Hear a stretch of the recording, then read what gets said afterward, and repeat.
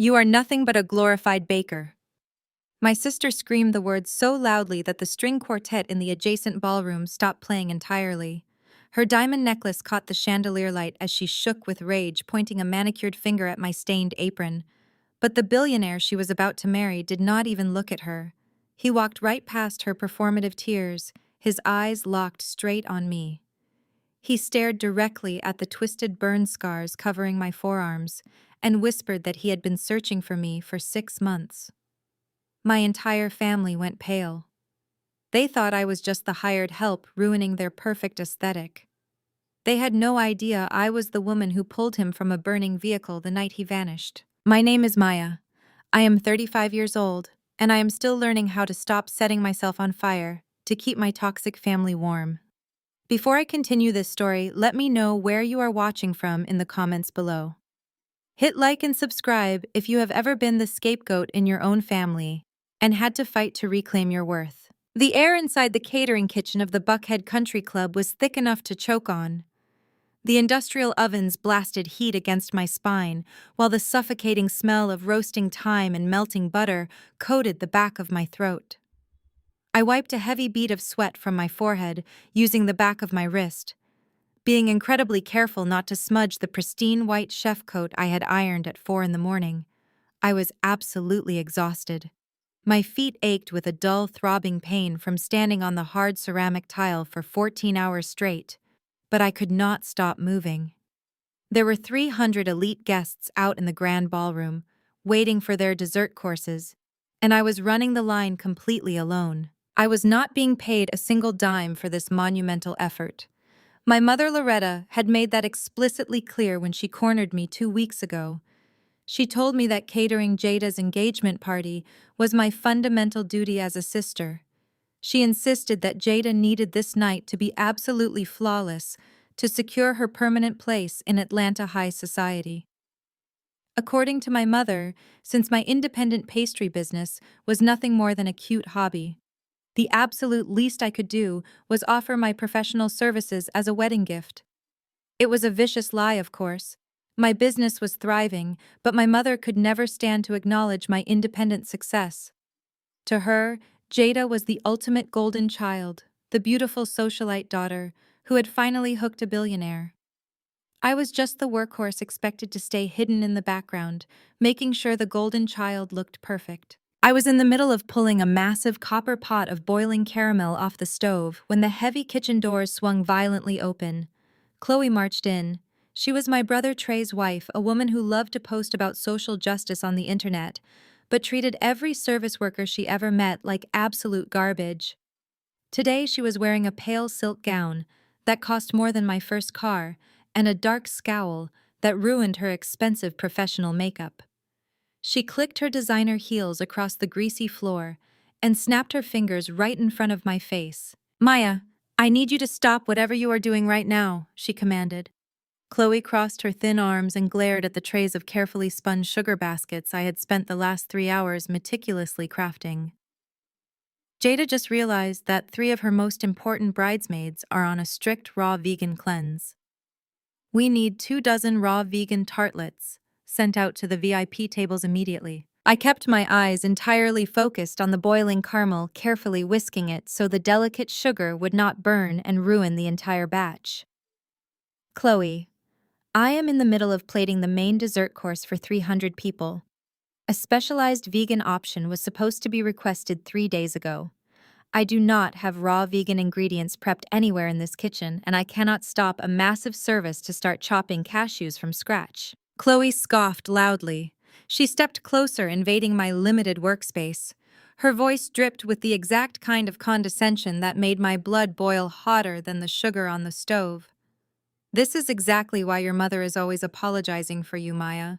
You have zero vision and zero flexibility. Jada is out there securing a financial legacy for this entire family, and you cannot even accommodate a simple dietary request.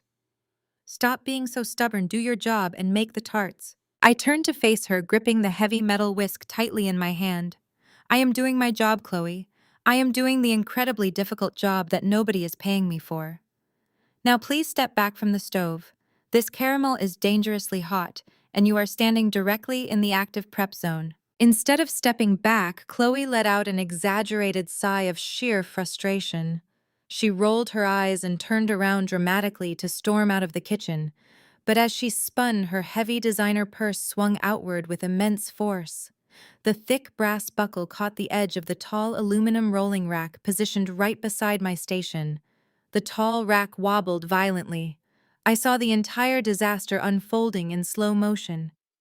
The heavy metal structure tilted forward, falling directly toward my junior prep cook, a 19-year-old girl who was completely oblivious while piping frosting onto cupcakes just a few feet away. I did not have time to think. I just reacted. I lunged forward with all my strength, shoving the young girl hard out of the way just as the heavy metal rack crashed into the front of my stove.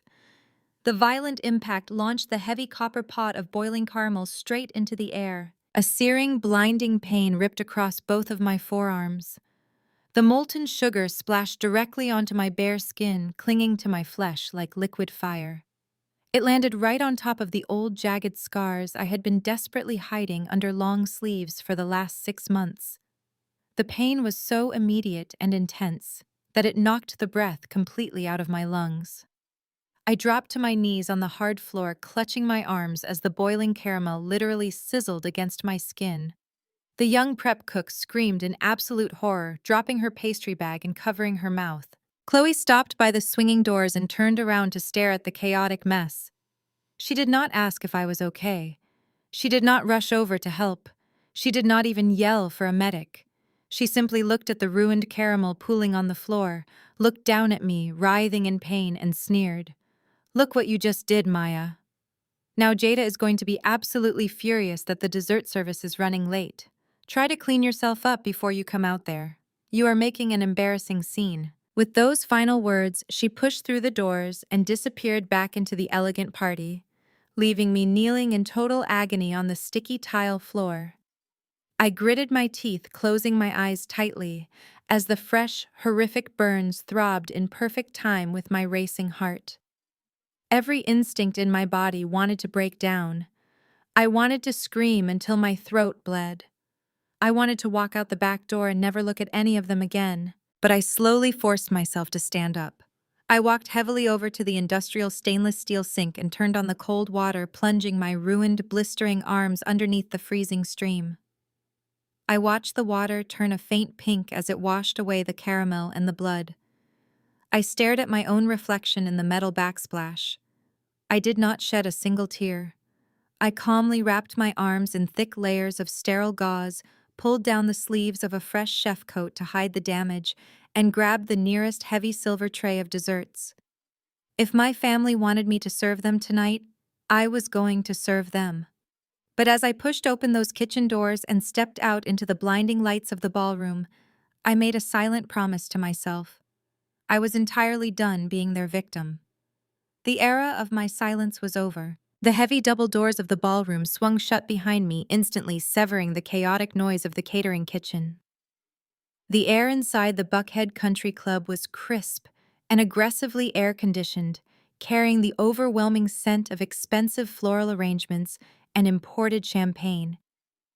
I stood for a fraction of a second at the edge of the room, letting my eyes adjust to the blinding glare of the crystal chandeliers.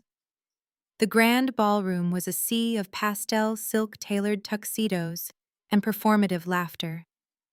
300 of Atlanta's wealthiest and most influential residents were mingling, completely oblivious to the blood and sweat it took to build the pristine illusion surrounding them. I gripped the edges of the heavy silver tray so tightly my knuckles turned white.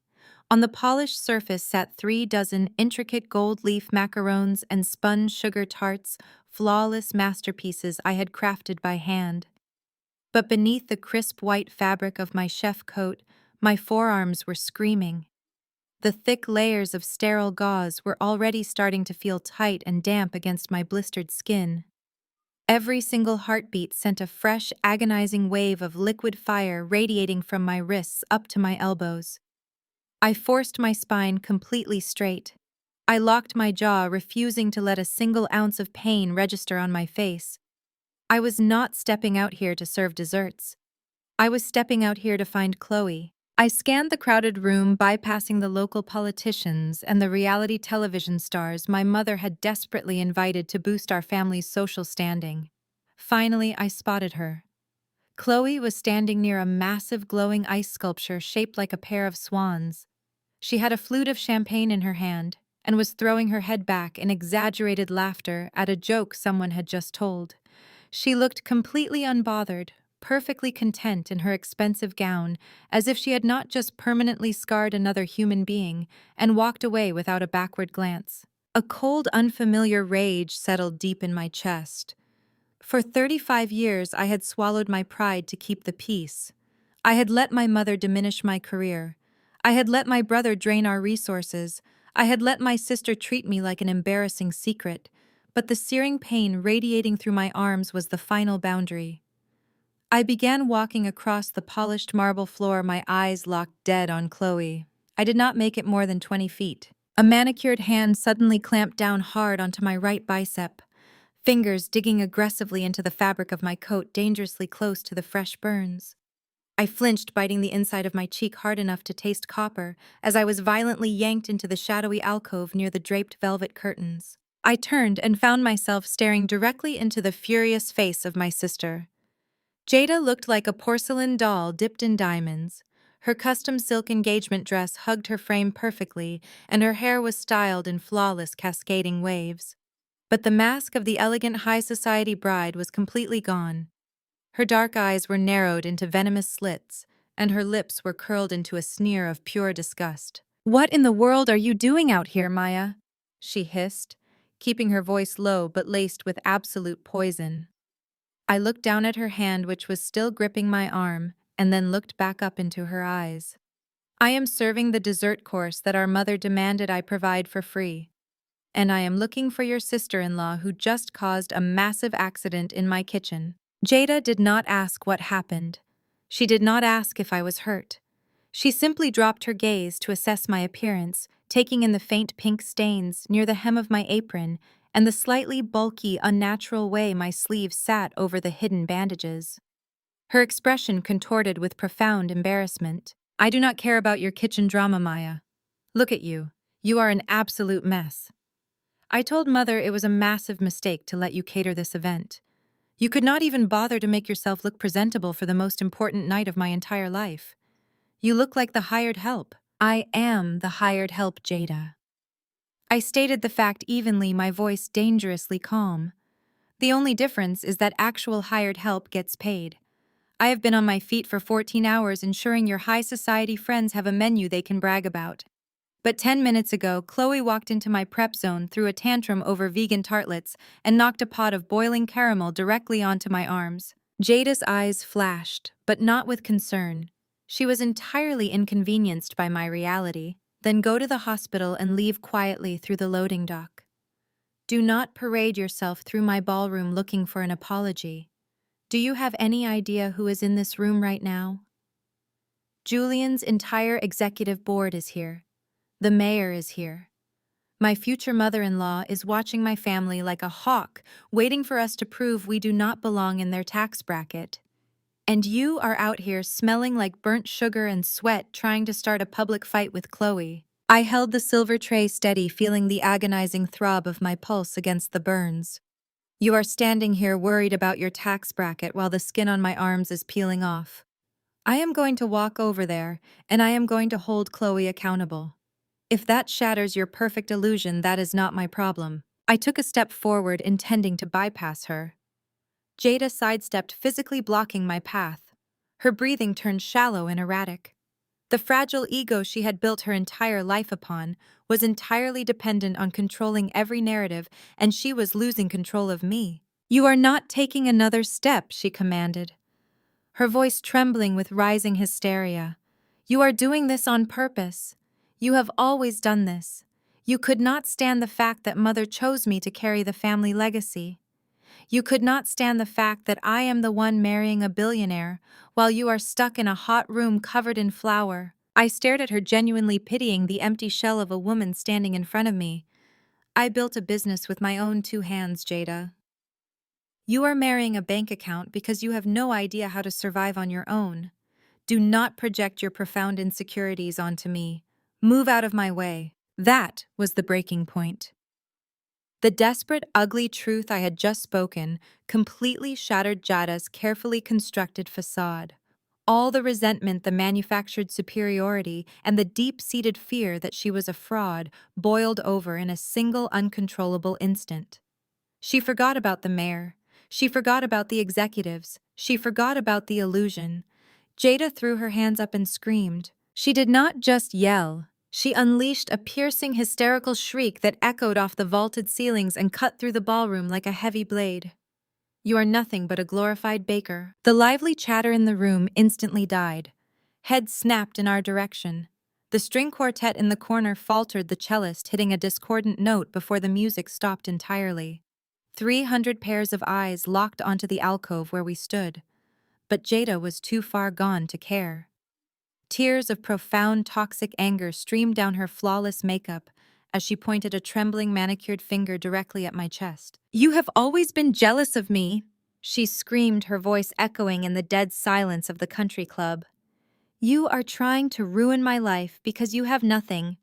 You are just a baker. You are jealous and you are ugly. The silence that followed her outburst was absolute and suffocating. The elite guests stared in breathless shock, champagne glasses frozen halfway to their mouths. My mother, standing across the room near the ice sculpture, looked as though the floor had just dropped out from beneath her. Chloe stood frozen, her eyes wide with panic. I did not flinch. I did not drop the tray. I just stood there wearing my stained chef coat and my agonizing burns, looking directly into my sister's weeping, furious eyes. I had nothing to be ashamed of. Then the sound of heavy, deliberate footsteps broke the silence. From the center of the ballroom, Jada's billionaire fiancé separated himself from the crowd. Julian did not look embarrassed by his bride's spectacular meltdown. He did not rush over to comfort her. He walked purposefully across the marble floor, his expression unreadable, his eyes completely ignoring the woman he was supposed to marry in 3 months. He walked straight past Jada's outstretched, trembling hand. He stopped directly in front of me. Julian stood 6'2", radiating a quiet authority that instantly dwarfed the chaotic energy Jada had just unleashed. He did not look at my stained apron. He did not look at the messy hair clinging to my sweaty forehead. His dark, intense eyes dropped immediately to my arms. The sleeves of my chef coat had been pushed up during the struggle with my sister, exposing the fresh, agonizing burns from the caramel. But beneath the angry red blisters, the thick, jagged keloid scars from 6 months ago were clearly visible under the chandelier light. I watched his expression shift entirely. The polite indifference of a billionaire attending a high society function vanished in a fraction of a second. It was replaced by a sharp, unmistakable shock of pure recognition. He reached out slowly. He did not touch me, but his hand hovered over the twisted skin of my right forearm. I know those scars, Julian said. His voice was low and steady, but in the dead silence of the ballroom it carried like a gunshot. Jada let out a strangled gasp. Julian, what are you doing? She asked, stepping forward and desperately trying to insert herself between us. Get away from her, she is unstable. Julian did not even blink at his fiancée. He kept his eyes locked firmly on mine. The air between us seemed to crackle with an unspoken, heavy understanding. 6 months ago, on a desolate stretch of highway just outside the Atlanta city limits, a luxury sports car had hydroplaned, flipped 3 times, and burst into flames. I was driving home from a double shift at the bakery. I was the only person on that dark road. I did not wait for the fire department to arrive. I used my bare hands and a heavy tire iron to pry the crushed door open, pulling the unconscious driver from the burning wreckage mere seconds before the gas tank exploded. The intense heat had permanently scarred my arms. I had left the scene the moment I heard the ambulance sirens approaching, leaving behind only the heavy gold Rolex I had pulled off his wrist to check his pulse. I never told my family about the crash. I had hidden the scars under long sleeves for half a year, but somehow Jada had found that Rolex in my apartment. She had stolen it. And looking at Julian's face right now, I suddenly realized the horrifying depth of my sister's deception. She had not just stolen the watch. She had stolen my story. She had presented herself to this billionaire as his brave savior. "I have been looking for you for 6 months," Julian whispered, his eyes finally rising from my scars to meet my gaze. The truth was right there on the tip of my tongue. I opened my mouth to expose Jada, to tell Julian exactly who had pulled him from the wreckage, to destroy the fragile, fraudulent foundation of this entire wedding. But before a single syllable could leave my lips, a sharp, commanding voice sliced through the tension. "Security! We need security over here immediately." It was my mother. Loretta marched across the polished marble floor with the absolute authority of a general commanding a battlefield. She did not look panicked. She looked utterly calculated. Her designer heels clicked sharply against the floor as two massive, broad-shouldered country club security guards rushed over from the main entrance. "I am so incredibly sorry for this disruption, everyone," my mother announced. She projected her voice flawlessly, ensuring that every single politician, executive, and socialite in the room could hear her perfectly. Her face was a masterclass in tragic maternal concern. She placed a comforting hand on Jada's trembling shoulder while looking at me with profound manufactured pity. "Mother, what are you doing?" I demanded, taking a step backward as the security guards closed in. Loretta ignored my question completely. She turned to Julian, offering him a sad, apologetic smile. "Julian, please forgive my eldest daughter. Maya has been suffering from a severe psychological breakdown for the past year. She experiences violent delusions. We tried to keep her involved in the family business tonight to give her a sense of purpose, but clearly, the stress was too much for her fragile mental state." "That is a complete lie," I stated firmly, looking straight at Julian. "She is lying to you. They are all lying to you." Loretta simply sighed, a sound so dripping with fake sorrow it made my stomach turn. She reached into her expensive leather clutch and pulled out a folded piece of official-looking medical stationery.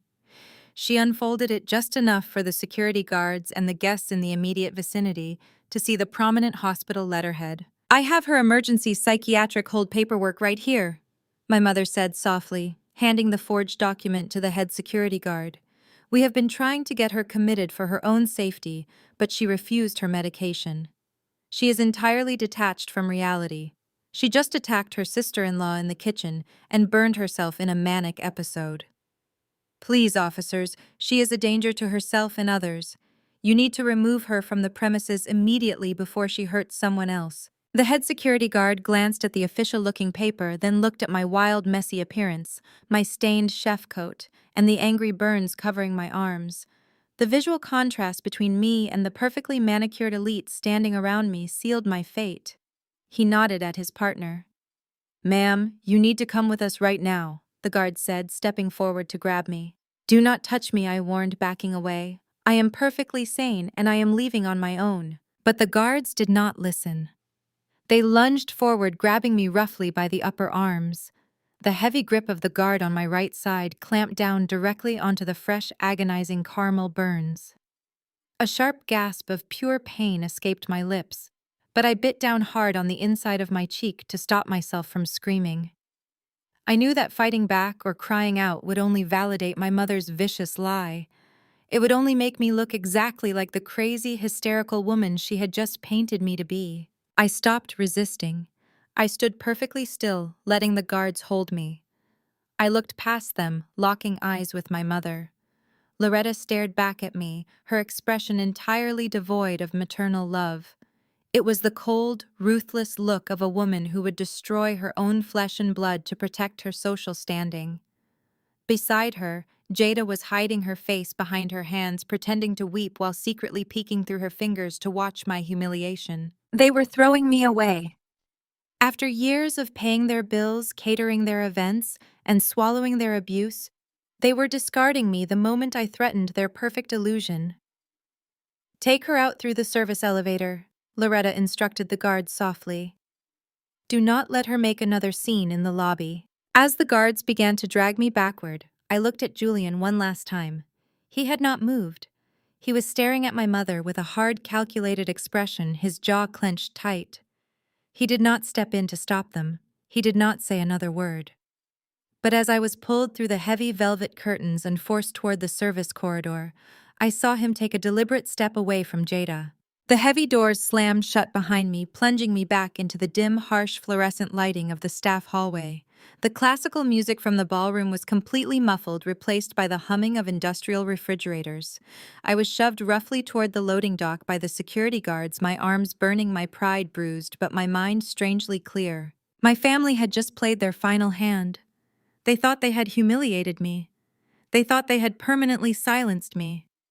But as the cold Atlanta night air hit my face when the loading dock doors opened, I did not feel defeated.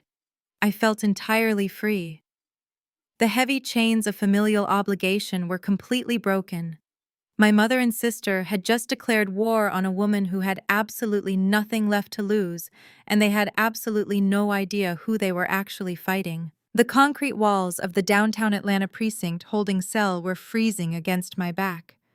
The country club security guards had handed me over to the police, citing my mother's forged psychiatric documents and claiming I was a violent threat to myself and others. I sat alone on the rigid metal bench, listening to the hollow echo of footsteps in the corridor. My arms throbbed endlessly. The crude gauze bandages I had applied in the kitchen were now stiff and stained. I had firmly refused the booking officer's offers to call a paramedic. I knew that the moment I entered a hospital under an active psychiatric hold, my mother would have the legal leverage to trap me in a ward and take total control over my life. I had to remain entirely lucid and unbothered. I was quietly calculating my next move when the heavy steel door of the holding cell loudly clicked and swung open. I expected to see a court-appointed psychiatrist holding a clipboard, or perhaps my brother Trey coming to gloat. Instead, Julian stepped into the dim fluorescent light of the cell.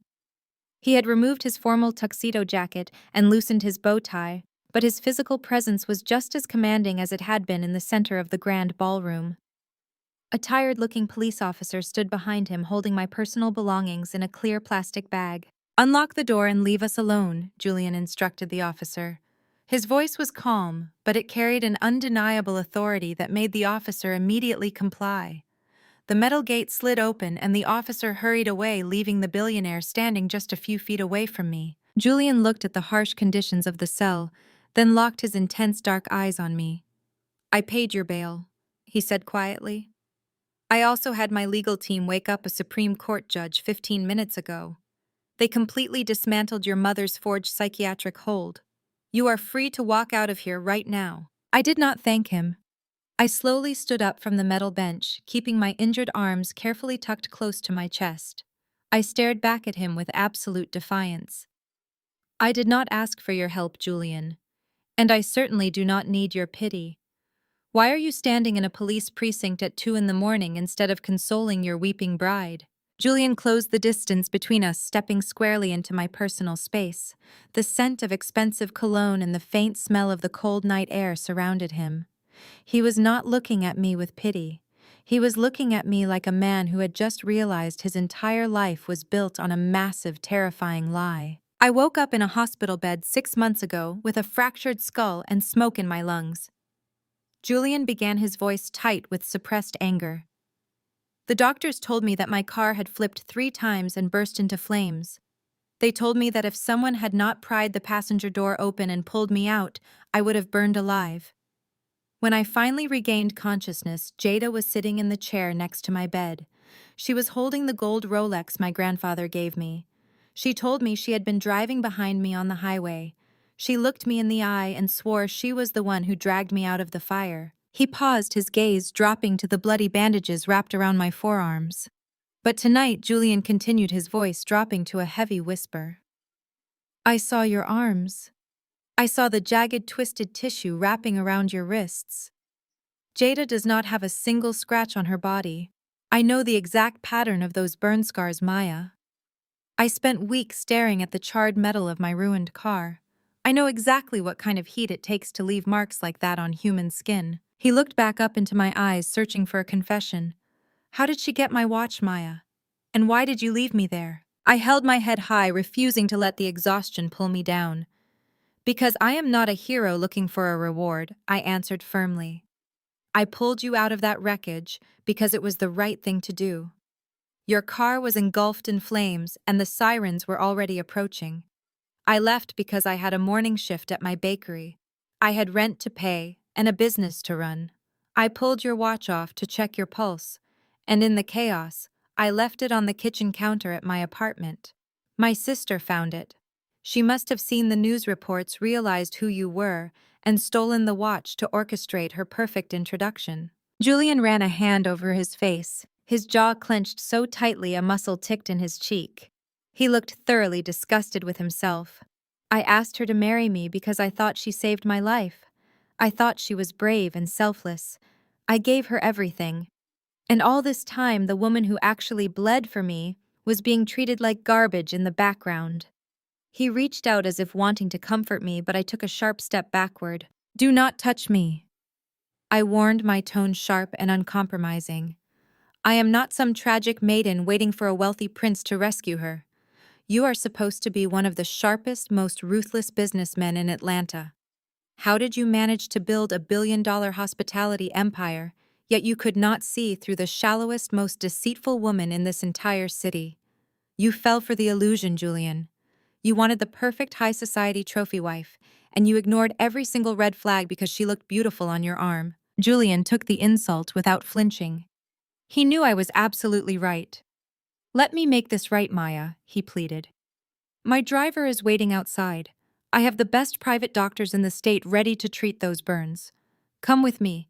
Let me protect you from them. I grabbed the clear plastic bag containing my phone and my keys from the metal desk. I looked at the billionaire who had the power to change my entire life with a single phone call, and I felt absolutely nothing but a fierce, burning need to rely on myself. I do not want your protection, Julian, I told him, stepping past him toward the open cell door. My family tried to break me tonight, but all they did was set me free. I built my life with my own 2 hands, and I will fix this disaster with my own 2 hands. You do not owe me anything for the crash, and I will not be your charity case tonight. Go back to your fake fiancé and figure out your own miserable life. Do not follow me. Without waiting for his response, I walked out of the holding cell. I pushed through the heavy glass doors of the police precinct and stepped out into the freezing Atlanta morning. The city was quiet, the streetlights reflecting off the damp pavement. I was entirely alone, injured and exhausted. But as I took a deep breath of the cold air, I smiled. I was ready to take back my empire. The ride from the downtown precinct to the bakery cost me $34, which was nearly half of the cash I had in my pocket. I watched the Atlanta skyline slowly turn a bruised shade of purple as the sun began to rise. My arms throbbed in perfect rhythm with the engine of the car, but my mind was laser-focused. I just needed to get into my kitchen. I needed the familiar smell of vanilla and yeast. I needed to tie on a clean apron and start prepping the morning pastry dough. Loretta's Patisserie was the one thing in my life that actually made sense. I had spent 7 years turning that rundown storefront into one of the most profitable luxury bakeries in the city. The rideshare dropped me off at the corner of Peachtree Street. The neighborhood was still quiet, the streetlights buzzing softly in the morning mist. But as I walked up to the familiar green awning of my bakery, I stopped dead in my tracks. A white commercial van was parked illegally onto the curb. A man in a gray uniform was just packing a heavy tool bag and walking away from the front door. Standing directly under the awning, clutching 2 steaming cups of expensive artisan coffee, were my brother Trey and his wife Chloe. Chloe had changed out of her ruined silk gown from the country club and was now wearing matching designer workout clothes, looking incredibly refreshed for a woman who had just committed aggravated assault in a commercial kitchen. Trey was wearing his signature Silicon Valley tech bro uniform, a fleece vest over a crisp button-down shirt. He was jingling a brand new set of brass keys in his hand. I marched up the sidewalk, the cold morning air stinging my face. What exactly is going on here? I demanded, my voice raspy but firm. Trey jumped slightly, nearly spilling his coffee. He looked at my bandaged arms and stained chef coat, his eyes darting nervously down the street, as if he expected the police to be following me. Maya. He cleared his throat, trying to quickly assemble his fake executive persona. "We did not expect you to be out of the hospital so soon. Mother said you were placed under a mandatory 72-hour psychiatric hold." "Mother is a liar and you know it," I snapped, stepping onto the welcome mat that I had personally scrubbed clean yesterday morning. "Why was there a locksmith at my front door tray?" Chloe took a slow sip of her latte, looking me up and down with absolute disdain. "It is not your front door, sweetie." She said the word sweetie like it was a contagious disease. "It is your mother's building." And as of midnight last night, she legally transferred the commercial lease over to Trey's company. I stared at them, the reality of the betrayal hitting me like a physical blow. "You are changing the locks on my business?" I asked, my voice dangerously low. Trey puffed out his chest, stepping in front of the freshly installed deadbolt. "It is not a bakery anymore, Maya. It is a tech incubator now. My startup needs prime commercial real estate to secure the next round of venture capital funding. Our current investors are getting anxious, and I need a physical headquarters to show them I am serious." Mother agreed that family wealth needs to be prioritized for high-yield investments, not selling croissants to tourists. I let out a harsh, bitter laugh that echoed down the empty street. "High-yield investments," I repeated, stepping closer to my brother. "You blew through a $600,000 angel investment in 8 months, Trey. You spent $500,000 on luxury office furniture and networking retreats in Aspen, and you still do not have a functional software prototype. You are completely broke. You are drowning in debt, and now you are stealing the only profitable business in this entire family to use as a hollow prop for your next scam." Chloe scoffed loudly, stepping up beside her husband. "You have absolutely no understanding of how modern business works, Maya. Trey is an innovator. He is building generational wealth. You have been living off your mother's charity for 7 years. You get to play baker all day because she graciously allowed you to use her property. You should be thanking her for supporting your little hobby for so long." I turned my intense gaze directly onto Chloe. "My little hobby paid the mortgage on this building for 5 straight years. I bought those industrial ovens. I replaced the plumbing. I worked 80-hour weeks to build the client list that paid for your luxury cars and your country club memberships. My mother owns the deed on paper because my credit was ruined when I took out a massive loan to bail Trey out of his first failed business 5 years ago. I am the financial backbone of this family." Trey flushed a deep, angry shade of red. "Do not talk to my wife like that. You are entirely out of line, Maya. Look at yourself. You are unhinged. You assaulted Chloe at the party, you ruined Jada's wedding announcement, and now you are harassing us on the street. It is completely pathetic." "I am not harassing you," I said, keeping my voice remarkably steady despite the rage boiling in my veins. "I am telling you to step aside so I can go into my kitchen and pack up my personal equipment. My recipes, my stand mixers, and my accounting ledgers are all inside that building." Trey crossed his arms over his chest and planted his feet firmly against the door. "You are not going inside. Mother explicitly told me not to let you anywhere near the property. She said you are a liability. Anything inside this building is now legally considered collateral for my startup." "You cannot just steal my life," I whispered, the sheer audacity of their greed finally catching up to me. "It was never your life," Chloe said with a cruel, satisfied smile. "You were just keeping the seat warm until Trey needed the space. You need to leave now before I call the police and tell them the crazy sister is back to cause more property damage." I stood on the sidewalk looking at the storefront I had poured my entire soul into. I could see the reflection of the rising sun in the large glass windows. I could see the hand-painted sign I had commissioned with my first month of profits. They were taking it all. They were stripping me down to absolutely nothing, convinced that without my family I would simply cease to exist. "Fine," I said softly. I took a deliberate step back from the door. "Keep the building, keep the ovens, but you cannot bake Trey, and you cannot code. You are going to run this place into the ground just like everything else you have ever touched." Trey smirked, jingling the new keys one last time. "We will see about that. Now get off my property." He turned to Chloe and nodded toward the glass door.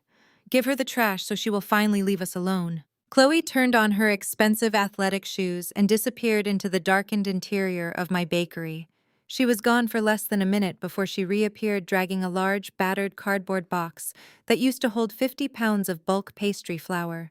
She did not bother to carry it properly. She dragged it across the beautiful vintage tile I had restored by hand, pushed the glass door open with her shoulder, and kicked the box out onto the sidewalk. "Take your pathetic little scrapbooks and get off my property," Chloe sneered. I emptied out the old steel filing cabinet in the back office. It was full of absolute garbage. "You have exactly 30 seconds to clear this mess before I call the precinct and tell them the crazy woman from the country club is trespassing." She shoved the box hard with her foot. It tipped over the edge of the entryway step and slammed onto the hard concrete. The cheap cardboard flap tore open. The bottom completely gave out. Everything I had kept hidden in my private office poured out onto the dirty Atlanta sidewalk. My worn, leather-bound recipe journals tumbled into the street. My custom-engraved offset spatulas clattered against the curb. A framed photograph of my late father, the only picture of him I still owned, hit the pavement face down. The glass shattered instantly, the sharp sound echoing down the quiet street. Trey let out a short, dismissive laugh.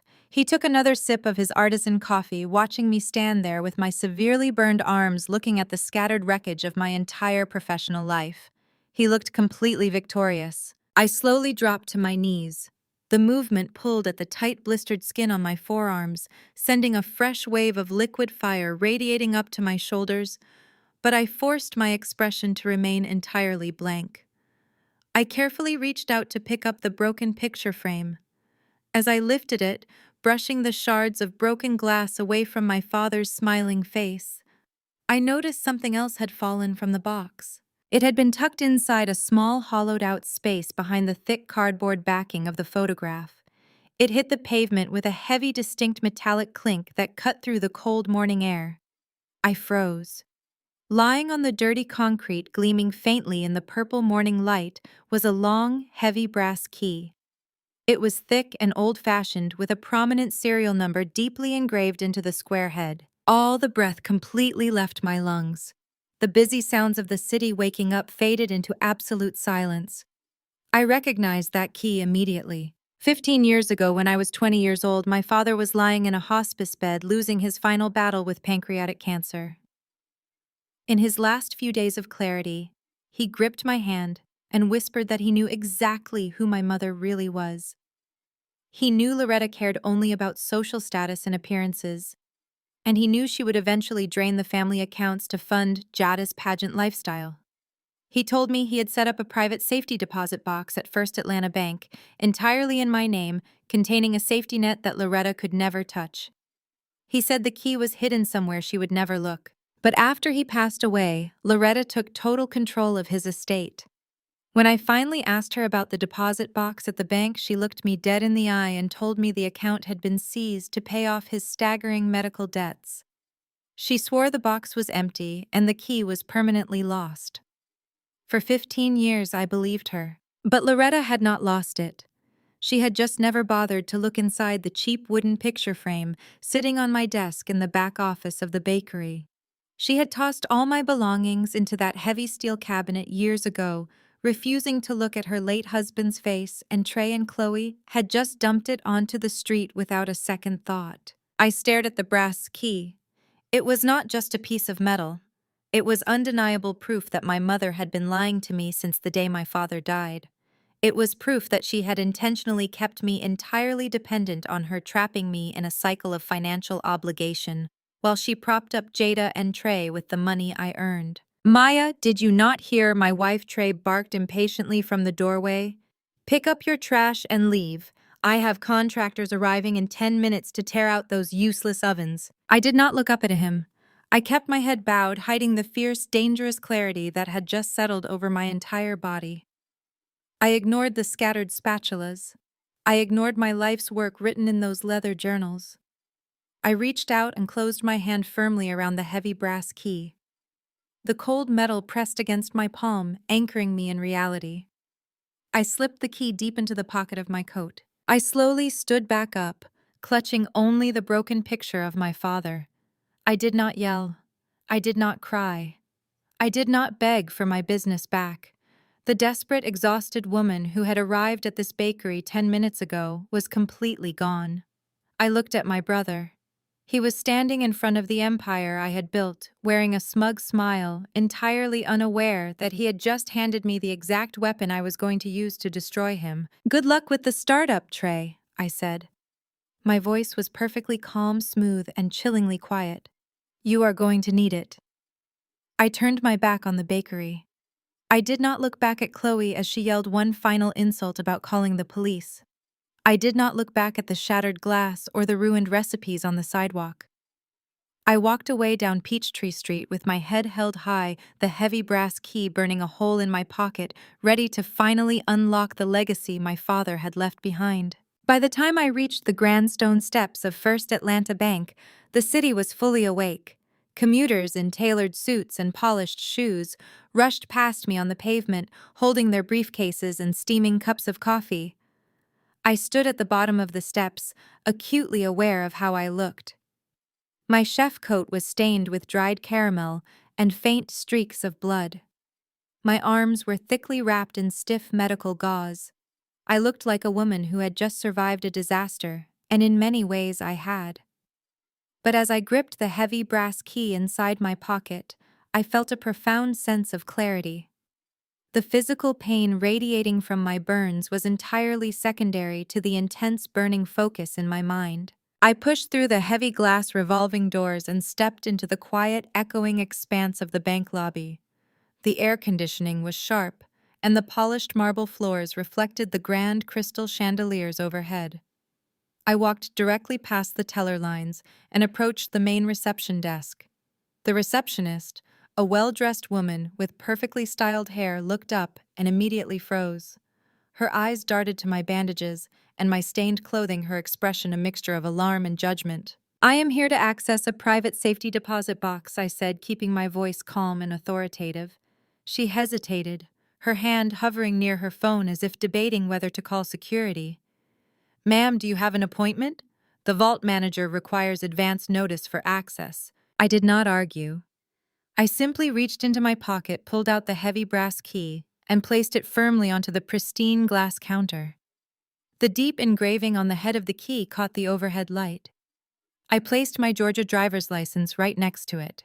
The receptionist looked at the key, recognized the vintage Premier banking serial number, and immediately sat up straighter.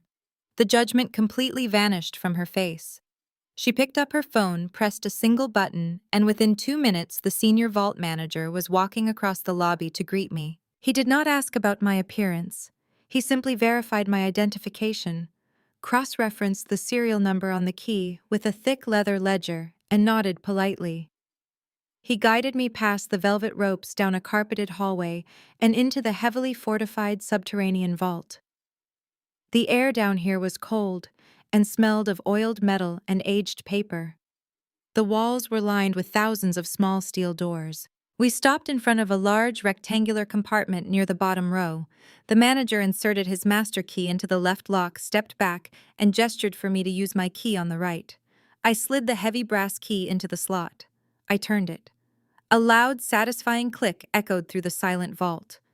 The manager pulled the heavy steel drawer out, placed it onto a private viewing table in the center of the room, and quietly excused himself, closing the heavy grated door behind him. I stood alone in the vault, staring at the closed steel box.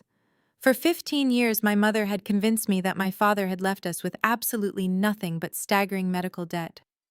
She had used that lie to manipulate me, forcing me to work myself to the bone to repay a debt that I now suspected never existed.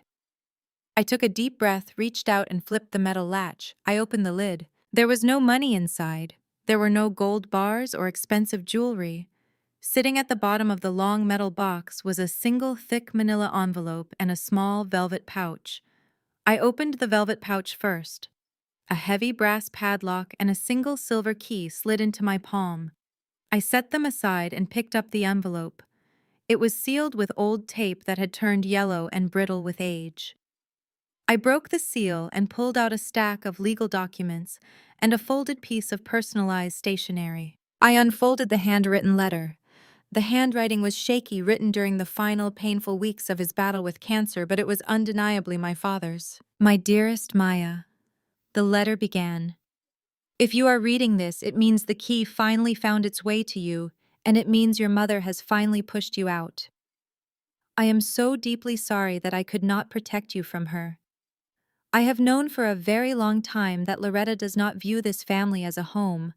She views it as a business, and she has always intended to use your brilliant talent to subsidize Jada's lifestyle. I knew that if I left any money in the primary accounts, Loretta would drain it before my funeral was even over. She would take everything from you, Maya, and you deserve the world. Tears pricked the corners of my eyes, but I did not let them fall. I traced my fingers over his ink. I could not leave you cash, he wrote, because cash can be seized by her lawyers. So I bought something she can never touch. Attached to this letter is the deed to a commercial property. It is fully paid off. There are absolutely no liens, no secret mortgages, and no loopholes. It is held in an ironclad trust that transferred 100% ownership directly to you on your 21st birthday. Do whatever you want with it, my beautiful girl. Build your empire. Do not let them dim your light. I love you. I carefully set the letter down, my hands trembling slightly. I turned to the thick stack of legal documents. It was a commercial real estate deed. I scanned the heavy black text looking for the property address, and when I found it, the breath completely left my lungs. It was not a small rundown storefront. It was a massive 15,000 square foot industrial warehouse located right in the heart of West Midtown. 15 years ago, when my father bought it, West Midtown was an abandoned industrial district filled with empty train yards and crumbling brick buildings. It was cheap, forgotten land. But today, West Midtown was the absolute epicenter of Atlanta's booming real estate market. It was a multi-billion-dollar district packed with luxury lofts, high-end tech headquarters, and elite dining establishments. My brother Trey had just stolen my tiny, cramped bakery on Peachtree Street so he could look like a successful tech entrepreneur. He thought he had completely ruined my life. He had no idea that I was standing in a bank vault, holding the deed to a property worth at least $4 million. I carefully folded the documents, slid them back into the envelope, and placed the envelope inside my chef coat. I grabbed the padlock and the silver key, closed the steel box, and walked out of the bank. I did not go back to my apartment to rest. I hailed another rideshare and gave the driver the address in West Midtown. 30 minutes later, I was standing on a bustling street corner looking up at my new empire. The warehouse was a breathtaking piece of classic Atlanta industrial architecture. It had towering walls of beautifully weathered red brick, massive steel-framed windows that were currently covered from the inside, and a heavy rolling steel loading door. It was wedged perfectly between a luxury boutique hotel and a newly constructed corporate office building. The property was entirely fenced off with a chain-link gate secured by an old rusted padlock that looked like it had not been touched in a decade. I walked up to the gate, pulled the silver key from my pocket, and slid it into the padlock. It turned with a heavy, grinding crunch. The lock popped open. I pushed the heavy gate aside and walked to the side entrance door.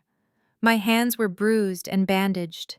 My body was running on pure adrenaline, but as I pushed open the heavy metal door and stepped into the cavernous darkness of the warehouse, I felt an overwhelming surge of raw power. Sunlight cut through the dust via the massive skylights in the vaulted ceiling. The space was absolutely massive. The concrete floors were thick and perfectly level. The exposed steel beams overhead were structurally flawless. It was an empty shell waiting to be brought back to life. My family thought they had silenced me. They thought stripping me of my bakery would force me to crawl back to them begging for scraps. But looking around this massive space, I did not see an empty warehouse. I saw dozens of gleaming stainless steel prep tables. I saw rows of massive industrial convection ovens. I saw a fleet of delivery vans lined up at the loading dock. Trey and Chloe wanted a commercial space. Jada wanted to prove she was better than me. My mother wanted to erase my independence. I smiled, the silence of the warehouse echoing with the promise of my father's hidden legacy. I was going to turn this abandoned building into the most ruthless, highly profitable ghost kitchen in the entire state of Georgia. I was going to dominate the luxury catering market from the shadows, bleeding their elite clientele dry without them ever knowing my name. The era of playing the dutiful, quiet daughter was officially dead. I was going to build an empire, and I was going to use it to crush them. I did not waste a single second. By noon that very same day, I was sitting in the sleek glass-walled office of a boutique corporate law firm downtown. I handed over a cashier's check funded by the last of my private savings and registered a blind limited liability company. I named it Onyx Hospitality. My actual name would not appear on any public registry, any business license, or any state tax document accessible to the general public. As far as the city of Atlanta or my family was concerned, Onyx was a faceless corporate entity owned by an airtight financial trust. I spent the next 3 weeks living entirely inside the West Midtown warehouse. My severe burns were finally healing into tight silver scars across my forearms, but I completely ignored the lingering ache. I used the ironclad commercial deed of the warehouse to secure a massive private business line of credit from an independent commercial lender who did not care about the ruined personal credit score my brother had left me with. I did not need to renovate the entire 15,000 square feet right away. I only needed one fortified corner. I brought in an elite team of private contractors who worked around the clock to install heavy-duty commercial plumbing, massive stainless steel ventilation hoods, and pristine prep tables. I purchased 4 state-of-the-art convection ovens and 3 walk-in refrigerators. I scrubbed the original industrial concrete floors on my hands and knees until they gleamed under the newly installed LED track lighting. I was not building a neighborhood bakery with a cute pastel storefront and a welcoming cash register. I was building a highly classified, heavily fortified ghost kitchen. There would be absolutely no foot traffic. There would be no display cases. Every single transaction would be strictly made to order, handled exclusively through a private encrypted website and delivered by a fleet of unmarked, climate-controlled luxury courier vehicles. I knew my mother's high society catering business inside and out. I knew every single one of her strategic weaknesses. Loretta's Patisserie had always relied entirely on my unseen labor to produce intricate, flawless desserts, but my mother had constantly forced me to cut corners on the raw ingredients to maximize her own profit margins. Without me running her kitchen, she would have to rely on cheap bulk suppliers and inexperienced bakers who simply could not execute my complex techniques.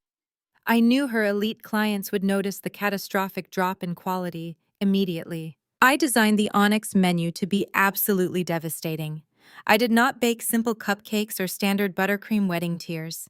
I created architectural sugar masterpieces. I crafted dark chocolate entremets filled with rare Madagascar vanilla bean mousse and tart passion fruit centers. I baked delicate, perfectly laminated croissants infused with black truffle butter. And I perfected my signature creation, a proprietary recipe I called the soul crust.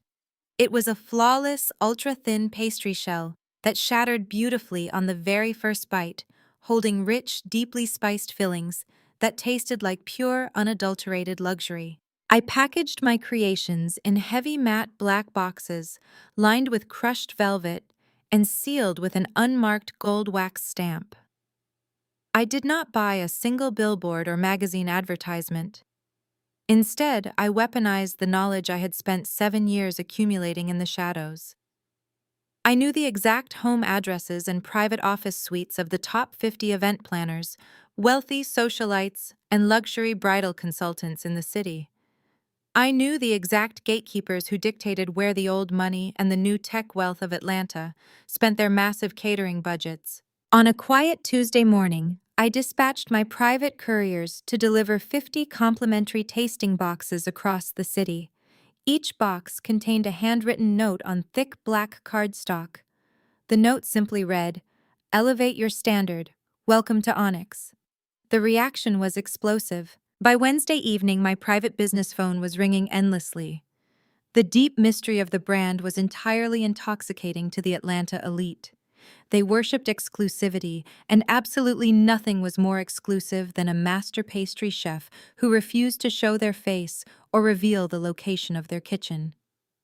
High-profile event planners were practically begging my automated answering service for private consultations. Wealthy social media influencers began posting frantic unboxing videos of the sleek black packages, their eyes rolling back in pure ecstasy as they tasted the truffle croissants and the signature soul crust tarts. Onyx became a massive viral sensation overnight. It was the only catering name anyone in Buckhead or Midtown wanted to whisper at their exclusive dinner parties. As my anonymous empire rapidly expanded, I watched the slow, inevitable collapse of Loretta's Patisserie from afar. The luxury catering world is an incredibly small circle, and vicious industry gossip travels faster than a wildfire. Through my trusted network of wholesale suppliers and delivery drivers, I heard absolutely everything. I heard that Jada had tried to take over the kitchen management, but ended up throwing screaming hysterical tantrums when the newly hired bakers could not replicate my flawless recipes. I heard that my brother Trey was furious because his tech startup was failing, and the commercial bakery space he had stolen from me was currently sitting completely empty and useless. I heard that my mother had officially lost the prestigious Botanical Garden Spring Gala contract because the sample cakes she provided were dry, heavy, and completely uninspired. Her oldest clients were furious, demanding immediate refunds and canceling their massive holiday deposits to flock to the mysterious new ghost kitchen everyone was talking about. They were bleeding out. Every single time a high society bride canceled her contract with my mother to book Onyx, I felt a deep, profound satisfaction settle in my chest. My mother had stolen my building, truly believing she was taking my power. But she had only stolen a brick box. I was the magic. I was the talent. Without me, she was just an arrogant woman selling overpriced flour and sugar to people who were rapidly realizing they were being scammed. I worked 20-hour days fueled by a relentless burning drive. I hired a small, fiercely loyal team of prep cooks and drivers, paying them double the standard industry wage and swearing them to absolute secrecy with strict non-disclosure agreements. My massive warehouse was constantly filled with the rich, intoxicating smells of roasting pecans, melting dark chocolate, and bubbling caramel. But this time, the caramel did not burn me.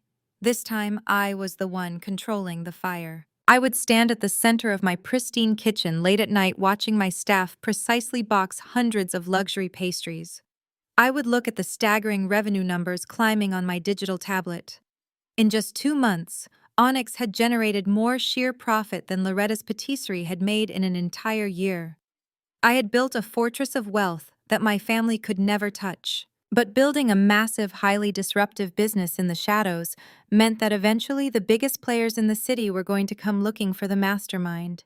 I knew I could not hide my true identity forever.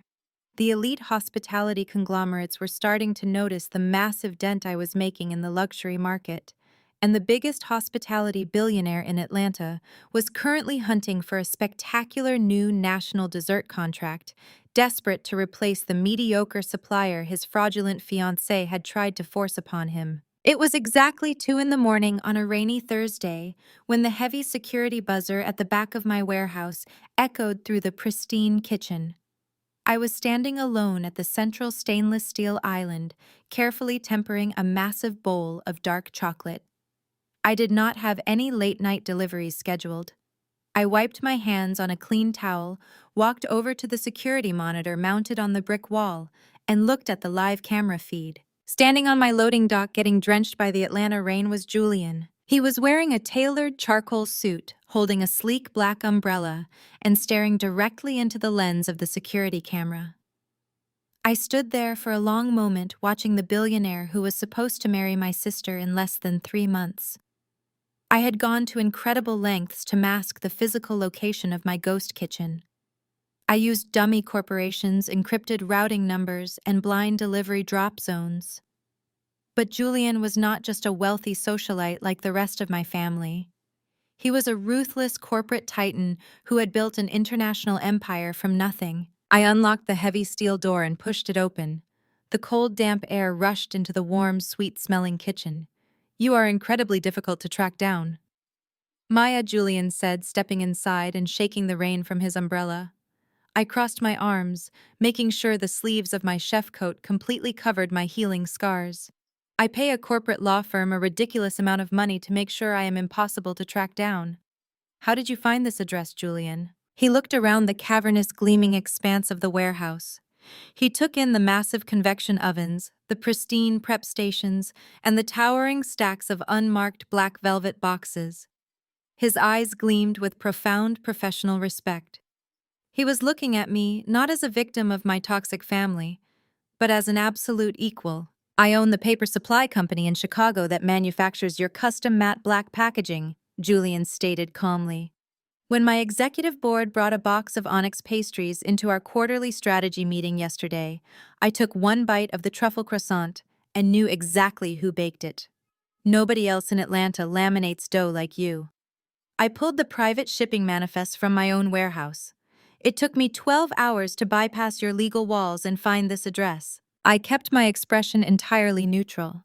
"Congratulations on your investigative skills. But this is a secure commercial facility and I do not do private tours. What do you want?" Julian reached inside his tailored jacket and pulled out a thick leather folder. He placed it squarely on the stainless steel prep table. "I want a national supplier," he said, his voice dropping into a serious, commanding register. "My hospitality group is opening 14 new luxury boutique hotels across the country over the next 2 years. I need a signature dessert vendor to anchor all of our high-end restaurants. 2 days ago, your mother and Jada came to my corporate office to pitch Loretta's Patisserie for the contract." I let out a short, cynical laugh. "Let me guess. The samples were completely uninspired." "They were an absolute embarrassment," Julian corrected, his tone completely flat. "The cakes were dry, the presentation was sloppy, and Jada threw a tantrum in my boardroom when my tasting director politely asked about the ingredients. Jada has completely lost control of that bakery without you. I officially rejected their proposal this morning. I am entirely done doing business with your family, Maya." He tapped the leather folder on the table. "I want onyx. I want exclusive rights to distribute your pastries in every single hotel I own. This contract is worth 7 figures in the first year alone. I will provide the massive refrigerated logistics fleet you need to scale up, and you maintain absolute creative control." I stared at the leather folder, the reality of the offer settling over me. This was the exact kind of monumental leverage I had been working toward. But I also knew the dangerous complication of getting into bed with the man my sister was supposedly marrying. I picked up the contract, but I did not open it. I looked directly into his eyes, refusing to be intimidated by his wealth. "If I sign this, Julian, there are strict rules. This is a business partnership. It is not a favor. It is not compensation for the car crash 6 months ago. And it absolutely does not mean I am going to save you from the miserable reality of your engagement to my sister. You have to handle Jada on your own.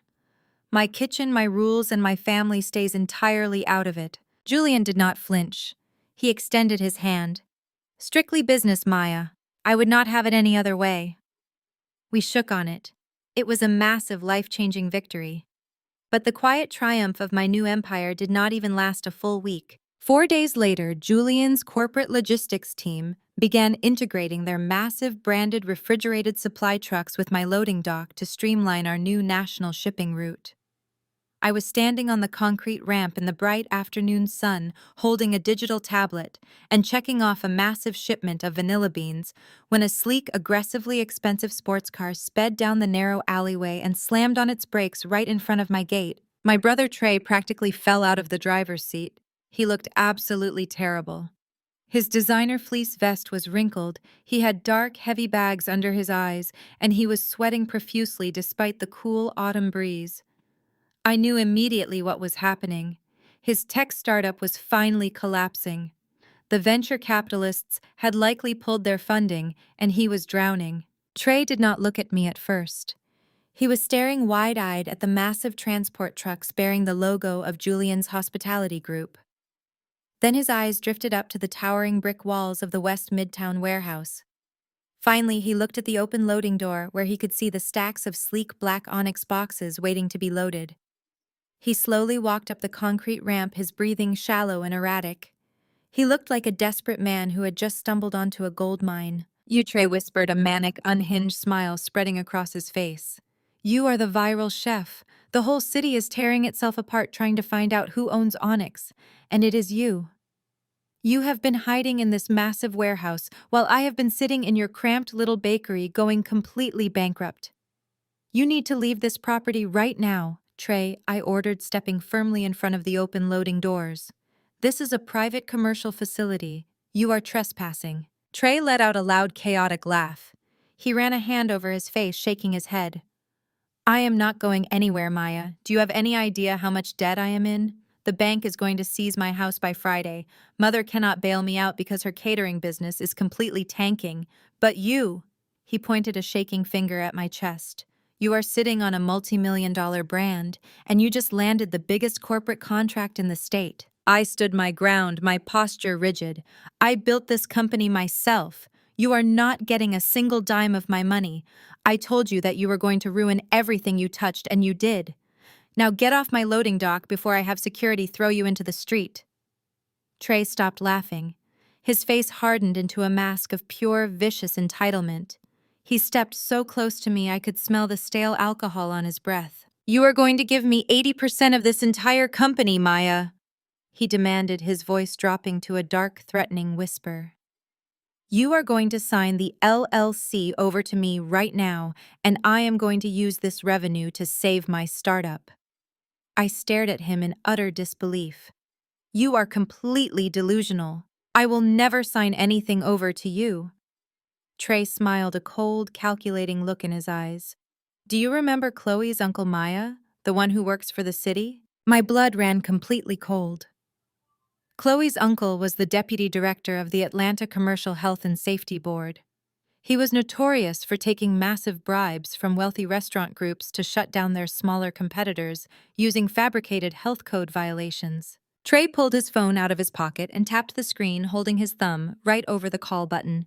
"If you do not give me 80% of this company today, I am going to make one phone call. Chloe's uncle will send an emergency strike team to this warehouse before sunset. They will completely fabricate a massive rodent infestation. They will red tag your doors, permanently revoke your commercial operating license, and confiscate every single piece of expensive equipment in that kitchen. They will leak the story to the press, and your precious Onyx brand will be completely destroyed before you even go public." He leaned in closer, his eyes practically bulging with desperate greed. "You are going to lose everything again, Maya. Sign the company over to me, or I will burn your entire empire to the ground today." The threat of having my entire empire shut down by a corrupt city official hung in the damp air like thick smoke. I looked at Trey, taking in the desperate, sweaty reality of the man standing before me. He was not a strategic mastermind. He was a drowning rat, pulling anyone he could reach down with him. But I was not going to let him pull me under. I had spent 15 years watching my mother manipulate people by playing the victim, and now it was time to use her own playbook against her favorite son. I let my shoulders slump forward, perfectly mimicking the posture of total defeat. I allowed the rigid confidence that had defined my posture for the last 2 months to completely evaporate. I looked down at the concrete ramp, biting my lower lip, as if I was fighting back tears. "Okay, Trey," I whispered, my voice trembling just enough to sound completely broken. "You win. Please do not call the city. Please do not take my equipment. I have put everything I have into this kitchen." Trey let out a loud, arrogant bark of laughter. He lowered his phone, slipping it back into his pocket with a triumphant smirk. "I knew you would crack, Maya. You always fold when things get difficult. It is why you will never be a real CEO. You need a man with actual business acumen to take the wheel." I forced myself to nod slowly, swallowing the bile rising in my throat. "I agree," I said softly. "I will give you the 80% equity share. I will sign the operating agreement over to your startup. But Trey, I cannot just hand over a piece of paper on the loading dock. Onyx is a massive corporation now. We have complex supplier contracts and heavily audited inventory logs. Julian's legal team is incredibly strict about the transition of equity. Trey crossed his arms, his eyes narrowing with sudden suspicion. What exactly are you saying, Maya? Are you trying to stall me? No, I said quickly, holding up my bandaged hands in a placating gesture. I am not stalling. I am telling you that if you want this company to legally save your startup from bankruptcy, we have to do it by the book. You need to send Chloe here tomorrow afternoon. She is your chief financial officer on paper, right? She needs to formally audit my physical inventory and sign off on the asset transfer ledger before we execute the new operating agreement. Trey scoffed, rolling his eyes at the mention of administrative work. Chloe hates warehouses. They trigger her allergies. I know, I replied smoothly. But she has to do it, Trey. If she does not sign the physical asset ledger, Julian's corporate lawyers will immediately flag the transfer as fraudulent and block the contract. Do you really want to risk losing a seven-figure deal because you skipped the paperwork? The mention of the seven-figure deal instantly erased any remaining hesitation. Trey's greed completely overpowered his basic common sense. Fine, he snapped. Chloe will be here tomorrow at 3. Have all the books open and ready. And Maya, do not try anything stupid. One wrong move and I make the phone call. He turned on his heel, practically jogging back to his leased sports car. He sped out of the alleyway, the tires squealing on the wet pavement. I stood on the loading dock watching his taillights disappear into the Atlanta traffic. The moment he was gone, my slumped posture vanished. I stood up perfectly straight, a cold, dangerous smile spreading across my face. Trey had just walked blindly into the exact trap I wanted him in. I immediately went back inside the warehouse and locked the heavy steel door. I walked over to the central security panel mounted on the brick wall and opened the master control interface. When I built the Onyx kitchen, I did not just install high-end ovens. I installed a state-of-the-art military-grade 4K security system with hidden lenses embedded in the stainless steel ventilation hoods and the industrial light fixtures. Every single square foot of the facility was recorded in pristine high-definition video with crystal-clear audio capture. But I needed absolute assurance that tomorrow would go exactly as planned.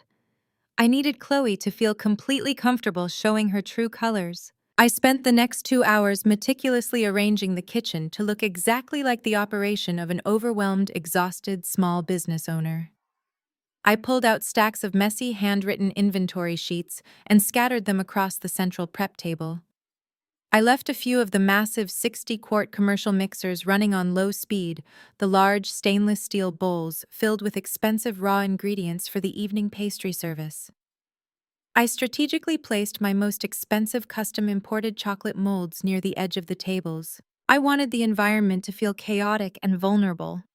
Chloe thrived on chaos when it belonged to someone else. She fed on the insecurity of the working class. At exactly 2:30 the next afternoon, my private security app pinged my phone. I pulled up the live feed and watched a sleek black luxury SUV pull into the loading alley.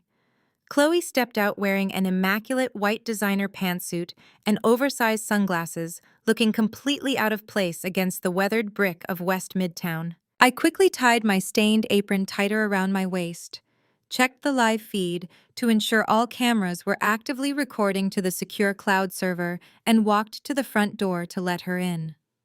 Chloe did not bother to say hello. She pushed past me the moment I unlocked the heavy steel door, immediately waving her hand in front of her face, as if the sweet smell of roasting vanilla beans was somehow offensive. "This neighborhood is absolutely disgusting, Maya," she announced loudly, her designer heels clicking sharply on the polished concrete. "I cannot believe you make food in this part of the city." I practically had to roll up my windows to avoid making eye contact with the locals. I closed the door behind her, locking the deadbolt with a loud, definitive click. "The lease was cheap, Chloe," I replied mildly, leading her toward the main prep area. She stopped in the center of the kitchen, taking her sunglasses off to survey the massive, gleaming facility. Despite her practiced disdain, I could see a brief flash of genuine shock in her eyes. She had expected to find me sweating in a dirty, cramped garage. Instead, she was standing inside a multi-million-dollar culinary fortress. The sheer scale of my success clearly irritated her deeply. She immediately masked her surprise with a sharp sneer. Well, it looks like you actually spent the money Trey loaned you somewhat responsibly. Let us get this over with. I have a Pilates class at 5 and I do not want to smell like yeast when I get there. Show me the asset ledgers so I can sign the transfer. She walked over to the central stainless steel island and slammed her expensive leather briefcase down right on top of my carefully arranged, messy inventory sheets. She crossed her arms, looking at me with the absolute certainty of a predator who believed she had cornered a wounded animal. She was entirely unaware that the animal was the one who had locked the cage. Chloe flipped through the top 3 pages of the ledger, with the tip of her manicured finger lifting her hand as if the paper itself might somehow infect her. She sighed dramatically, the sound echoing in the cavernous space of the warehouse. Honestly, Maya, I do not know how you manage to live like this. She adjusted her oversized designer sunglasses, pushing them up into her perfectly highlighted hair. The smell of sugar and yeast in this building is so completely overwhelming, it is giving me a massive migraine. It is so heavy and unsophisticated. I stood quietly by the stainless steel sink, resting my hands on the cool metal, watching her perform. It is a working kitchen, Chloe, I replied evenly. Working being the operative word, she sneered, running a critical eye over the strategically messy prep tables I had set up. She opened her expensive leather briefcase and pulled out a thick, pristine stack of legal documents. Trey was incredibly generous to even offer you 20% of this chaotic little operation. Most venture capitalists would have just taken the entire company and kicked you out onto the street.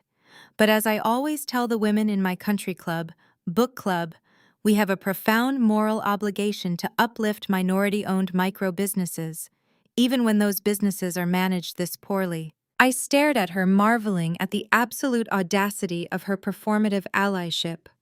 She wore her progressive vocabulary like a luxury accessory, using it to mask a deeply rooted, vicious superiority complex. She slapped a heavy gold monogrammed pen onto the table right next to the operating agreement.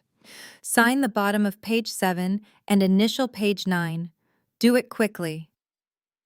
I told my personal trainer I would be on the treadmill by 5, and I need to shower twice just to get the smell of this neighborhood off my skin. I walked slowly over to the central island. I picked up the heavy gold pen, feeling its cold weight in my palm. I looked down at the contract. It was a predatory masterpiece meticulously designed to strip me of all voting rights, seize my intellectual property, and siphon every single cent of Onyx revenue directly into Trey's failing tech account. It would leave me as an employee in my own empire entirely at their mercy. I looked back up at Chloe. She was currently checking her reflection in the dark screen of her smartphone, completely unbothered, utterly convinced of her own inevitable victory. I set the gold pen back down onto the stainless steel table. It landed with a sharp, definitive click. No, I said softly. Chloe stopped looking at her phone. She blinked, her brow furrowing in genuine, absolute confusion, as if I had suddenly started speaking a foreign language.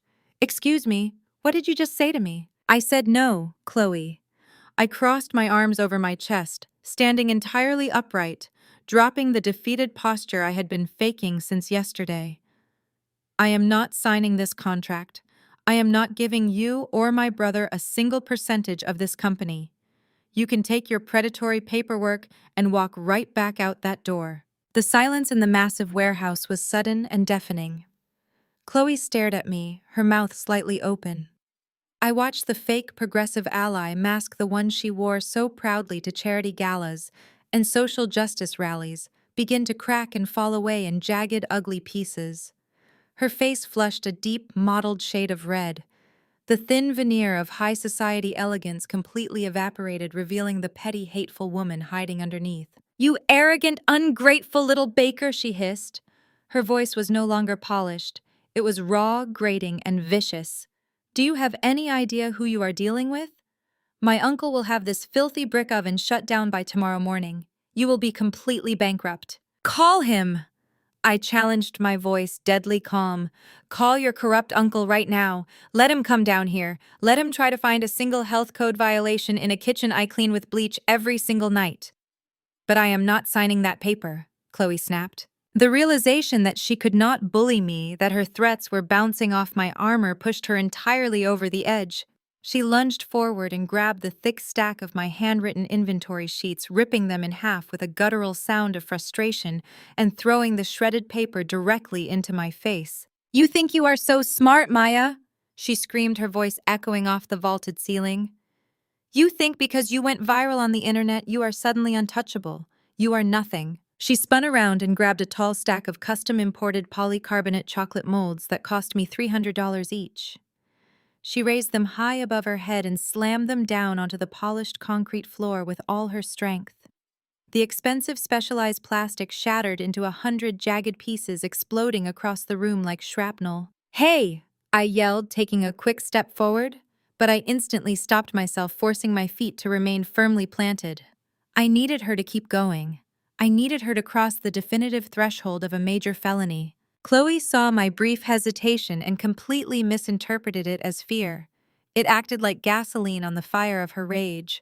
She marched aggressively over to the industrial prep station, where 3 heavy-duty stand mixers were currently churning large batches of delicate, vibrant purple macaron batter. She grabbed the first massive stainless steel bowl, unlatched it from the heavy base, and shoved it hard off the counter. The bowl crashed to the floor with a deafening metallic clang, splattering perfectly aerated meringue all over the pristine tiles and across the bottom of her designer white pantsuit. She did not even notice the stain. She grabbed a heavy steel rolling pin from the drying rack and swung it like a baseball bat, smashing it directly into the digital control panel of the second mixer. The expensive glass screen cracked instantly. She hit it again, shattering the housing and breaking the internal motor mechanism. Sparks flew from the ruined $2,000 machine as it ground to a violent halt. "You are a bitter, jealous woman playing chef in a rundown ghetto?" Chloe screamed, her perfectly styled hair now a wild, frantic mess around her flushed face. "We are your family. You owe us this money." She looked around this kitchen frantically, her chest heaving, searching for something else to destroy. Her manic eyes landed on the commercial cleaning cart parked near the back wall. She ran over and grabbed a massive industrial-sized gallon jug of concentrated bleach. She twisted the plastic cap off with frantic, unhinged energy. She marched directly back to the central prep island. Resting on the steel surface was a massive 50-quart batch of my signature soul crust dough. It was worth hundreds of dollars in premium imported ingredients, and it was the foundation of the massive order I had to ship to Julian's hotels by tomorrow morning. Before I could even blink, Chloe lifted the heavy plastic jug and upended it. The clear, highly toxic chemical cascaded out in a thick wave, splashing directly into the expensive butter and flour. The pungent, burning smell of raw bleach instantly overpowered the sweet scent of vanilla, filling the air with a hazardous chemical stench. She permanently ruined the dough, contaminated the entire stainless steel workspace, and turned the center of my kitchen into a toxic biohazard zone.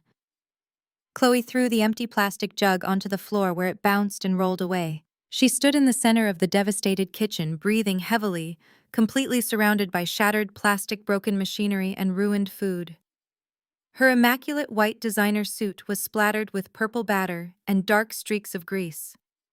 She looked absolutely unhinged, but as she looked at the destruction, she had just caused a cruel, vindictively triumphant smile stretched across her face. There she panted, pointing a shaking finger at the ruined dough. "Now you have absolutely nothing to sell tonight anyway. You have until tomorrow morning to sign those papers, Maya. If you do not, Trey is making the call, and I will personally make sure you never work in this city again." She snatched her leather briefcase off the table, turned on her ruined heels, and stormed out of the kitchen, slamming the heavy metal door so hard the walls rattled. The echo of the slamming door faded, leaving only the quiet, sickening sound of bleach sizzling against the ruined pastry dough. I stood in the wreckage of my beautiful kitchen. I did not cry. I did not panic over the thousands of dollars of destroyed equipment. I simply looked up at the ceiling, looking directly at the tiny, blinking red light hidden inside the stainless steel ventilation hood. I smiled. Chloe had just handed me every single piece of evidence I needed to destroy her life. The heavy metal door clicked shut, leaving me completely alone in the toxic fumes of bleach and ruined vanilla. I stood in the center of the devastated kitchen, surrounded by thousands of dollars of shattered polycarbonate molds and broken machinery. I did not grab a mop. I did not fall to my knees and weep over the massive batch of signature dough that was currently dissolving into a hazardous chemical puddle on my prep table. I took a deep, steadying breath, walked over to the stainless steel sink to wash the bleach splatter off my hands, and pulled my phone from my pocket. I opened the secure server application linked to the military-grade cameras I had installed the week before. I quickly scrubbed through the timeline, isolating the exact 12 minutes from the moment Chloe walked through my front door to the moment she stormed out. The footage was breathtakingly clear in pristine 4K resolution. The audio microphones had perfectly captured every single vicious classist insult, every threat of extortion regarding her uncle at the health department, and the deafening crash of every piece of equipment she had destroyed. I did not call the local police precinct. I was no longer a helpless baker trying to survive on the margins. I was the chief executive of a rapidly expanding corporation, and Onyx Hospitality was now officially partnered with a billion-dollar hospitality conglomerate. I attached the encrypted video file to an email and sent it directly to the lead corporate attorney on Julian's legal team, flagging it with a high-priority emergency tag. My phone rang less than 2 minutes later. The attorney did not offer hollow apologies or ask how I was feeling. He was a shark, and I had just handed him blood in the water. He confirmed receipt of the footage, informed me that Chloe had caused well over $50,000 in commercial property damage, and told me to lock the warehouse and wait for his private security contractors to arrive. He assured me that his office would handle the local authorities directly. They did exactly that. I did not have to be there to witness it, but the details spread through the Atlanta high society network faster than wildfire. Chloe never made it to her 5 o'clock Pilates class. She was still sitting in the lavish lobby of her elite Buckhead Fitness Club, sipping a complimentary cucumber water and bragging to her wealthy friends about how she had just put her husband's ungrateful sister in her place. She was still wearing the designer white pantsuit completely stained with my purple macaron batter. 2 uniformed police officers walked straight through the glass doors of the studio. They did not ask her to step outside quietly. They loudly announced her full legal name and placed her under arrest for felony destruction of commercial property and attempted corporate extortion. They pulled her arms behind her back and clamped heavy steel handcuffs over her expensive silk sleeves right in front of the horrified country club women she spent her entire life trying to impress. Chloe screamed, cried, and demanded to call her uncle, completely shattering her refined, progressive illusion in front of half the city. The immediate financial fallout for my brother was absolute and catastrophic. Because the charges involved federal extortion of a commercial supply chain, the magistrate judge set her bail at a staggering $250,000. Trey was already drowning in debt. His tech startup was a hollow shell, and his venture capital funding had completely dried up. To keep his wife out of a county jail cell, Trey had to drain every single cent of his remaining business accounts and take out a massive predatory personal loan. He effectively bankrupted himself overnight. While Trey was sitting in a bail bondsman office watching his entire fake empire burn to the ground, I was rebuilding mine. Julian's private security team arrived at the warehouse within the hour, bringing a specialized commercial hazard crew to completely sterilize the bleach contamination. I called in my most trusted prep cooks. I offered them triple overtime, and they showed up without a single complaint. We worked in absolute silence through the night, operating the remaining functional mixers, measuring fresh ingredients, and racing against the clock. By 6 in the morning, the heavy delivery trucks pulled up to my loading dock, and we loaded every single matte black box onto the pallets. We did not miss a single delivery for Julian's luxury hotels. I went to the small office in the back of the warehouse, poured myself a strong cup of black coffee, and finally sat down. I had won the battle. Chloe was facing serious prison time and Trey was ruined. But I had severely underestimated the venomous, desperate lengths my mother would go to when she felt her family's social standing slipping through her fingers. At 9 o'clock that morning, my business phone began to ring. It was not a new luxury client trying to secure a tasting menu. It was a cancellation. 10 minutes later, another high-profile event planner called to immediately terminate their contract. By noon, Onyx had lost 6 major corporate holiday accounts. I opened my laptop to find out what was happening, and the truth hit me right in the face. My mother had gone on the nuclear offensive. Loretta had spent decades cultivating immense social power as a prominent board member of her megachurch and a leading figure in the elite HBCU alumni networks.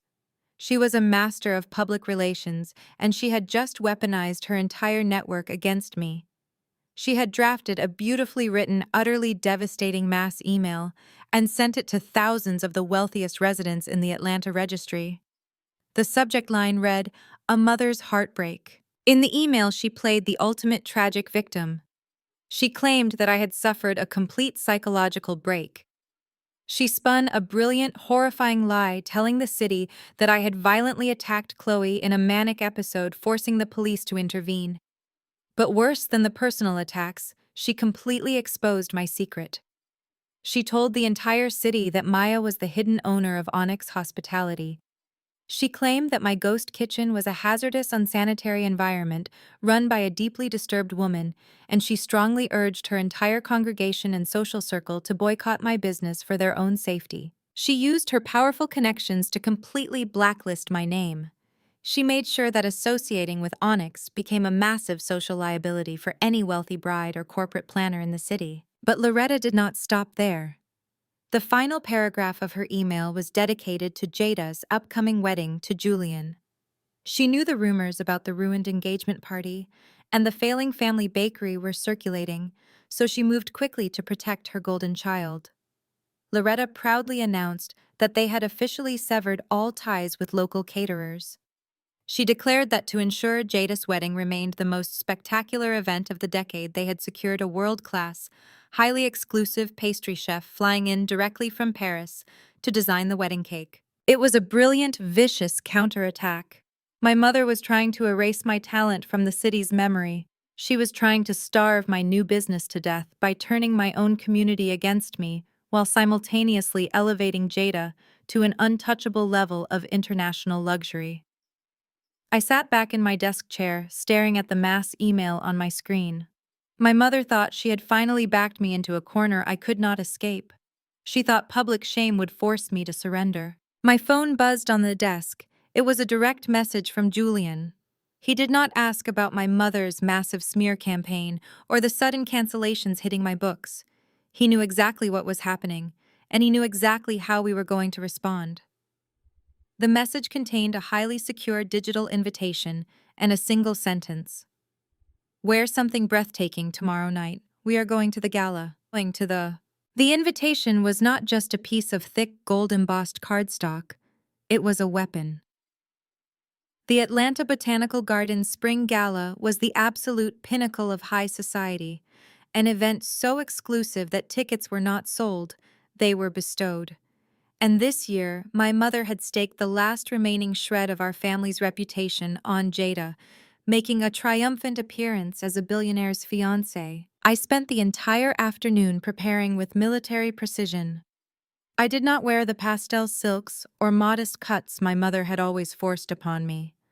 I went to a high-end boutique in Buckhead and purchased a stunning floor-length gown made of deep emerald velvet.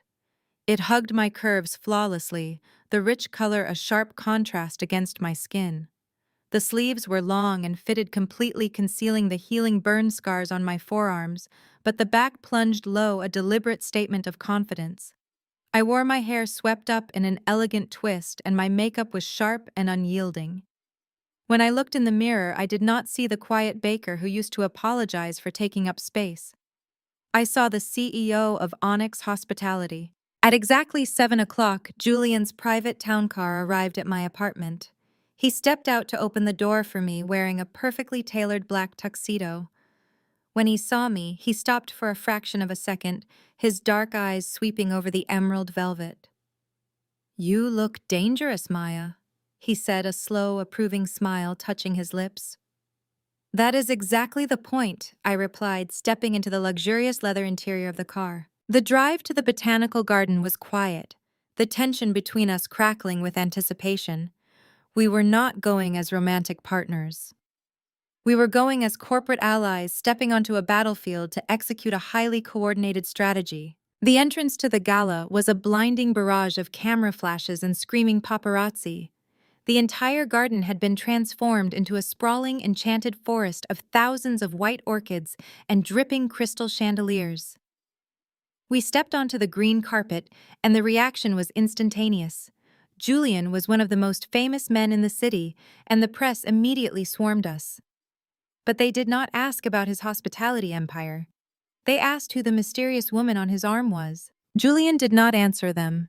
He simply placed a firm, respectful hand on the small of my back and guided me past the barricades and into the grand, glass-domed atrium. The moment we crossed the threshold, the lively chatter of 500 elite guests faltered. Heads turned. Whispers swept through the room like a sudden gust of wind. I kept my head high, my posture impeccable. I scanned the room, bypassing the mayor, the local celebrities, and the corporate titans. Then I found them, standing near the center of the atrium, desperately holding court with a group of older socialites, were my mother and Jada. Jada was wearing a massive, ostentatious white ball gown that looked more suited for a coronation than a charity gala. She was laughing loudly, throwing her head back in an exaggerated display of joy. Loretta stood beside her, sipping champagne and nodding regally, projecting the absolute picture of high society grace. Then Loretta's eyes met mine. The champagne glass in her hand trembled. Her regal smile vanished, replaced by an expression of profound, unadulterated shock. She grabbed Jada's arm, her perfectly manicured fingernails digging into the white silk. Jada turned, annoyed by the interruption, and then she saw us. Her jaw literally dropped. The color drained completely from her face. She looked at Julian, the billionaire she had been claiming as her fiancé, walking into the most important event of the year with the sister she had just publicly branded as dangerously insane. Julian leaned down slightly, his voice a low rumble near my ear. "Shall we go say hello?" "Lead the way," I murmured, keeping a serene, untouchable smile on my face. We walked across the polished marble floor.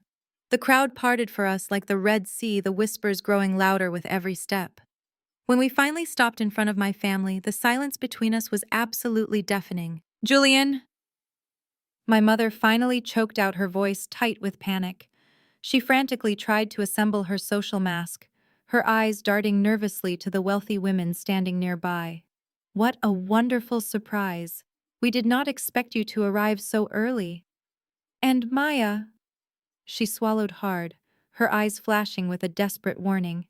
"I am so relieved you are feeling better, sweetheart.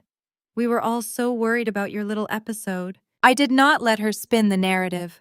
I smiled warmly, my voice ringing out clearly in the quiet atrium. "I have never felt better, Mother. I am incredibly grateful to Julian for inviting me as his VIP guest tonight. It gave me a wonderful excuse to step away from the kitchen." Jada stepped forward, her hands clenched into fists at her sides. Her eyes were practically bulging with rage. "Julian, why is she here? You know she is unwell, she should not be in public." Julian did not look at Jada with anger or pity. He looked at her with the cold, absolute indifference of a man looking at a stranger. "Maya is my +1 Jada," he said smoothly. "And as my exclusive corporate partner, her presence here is highly relevant."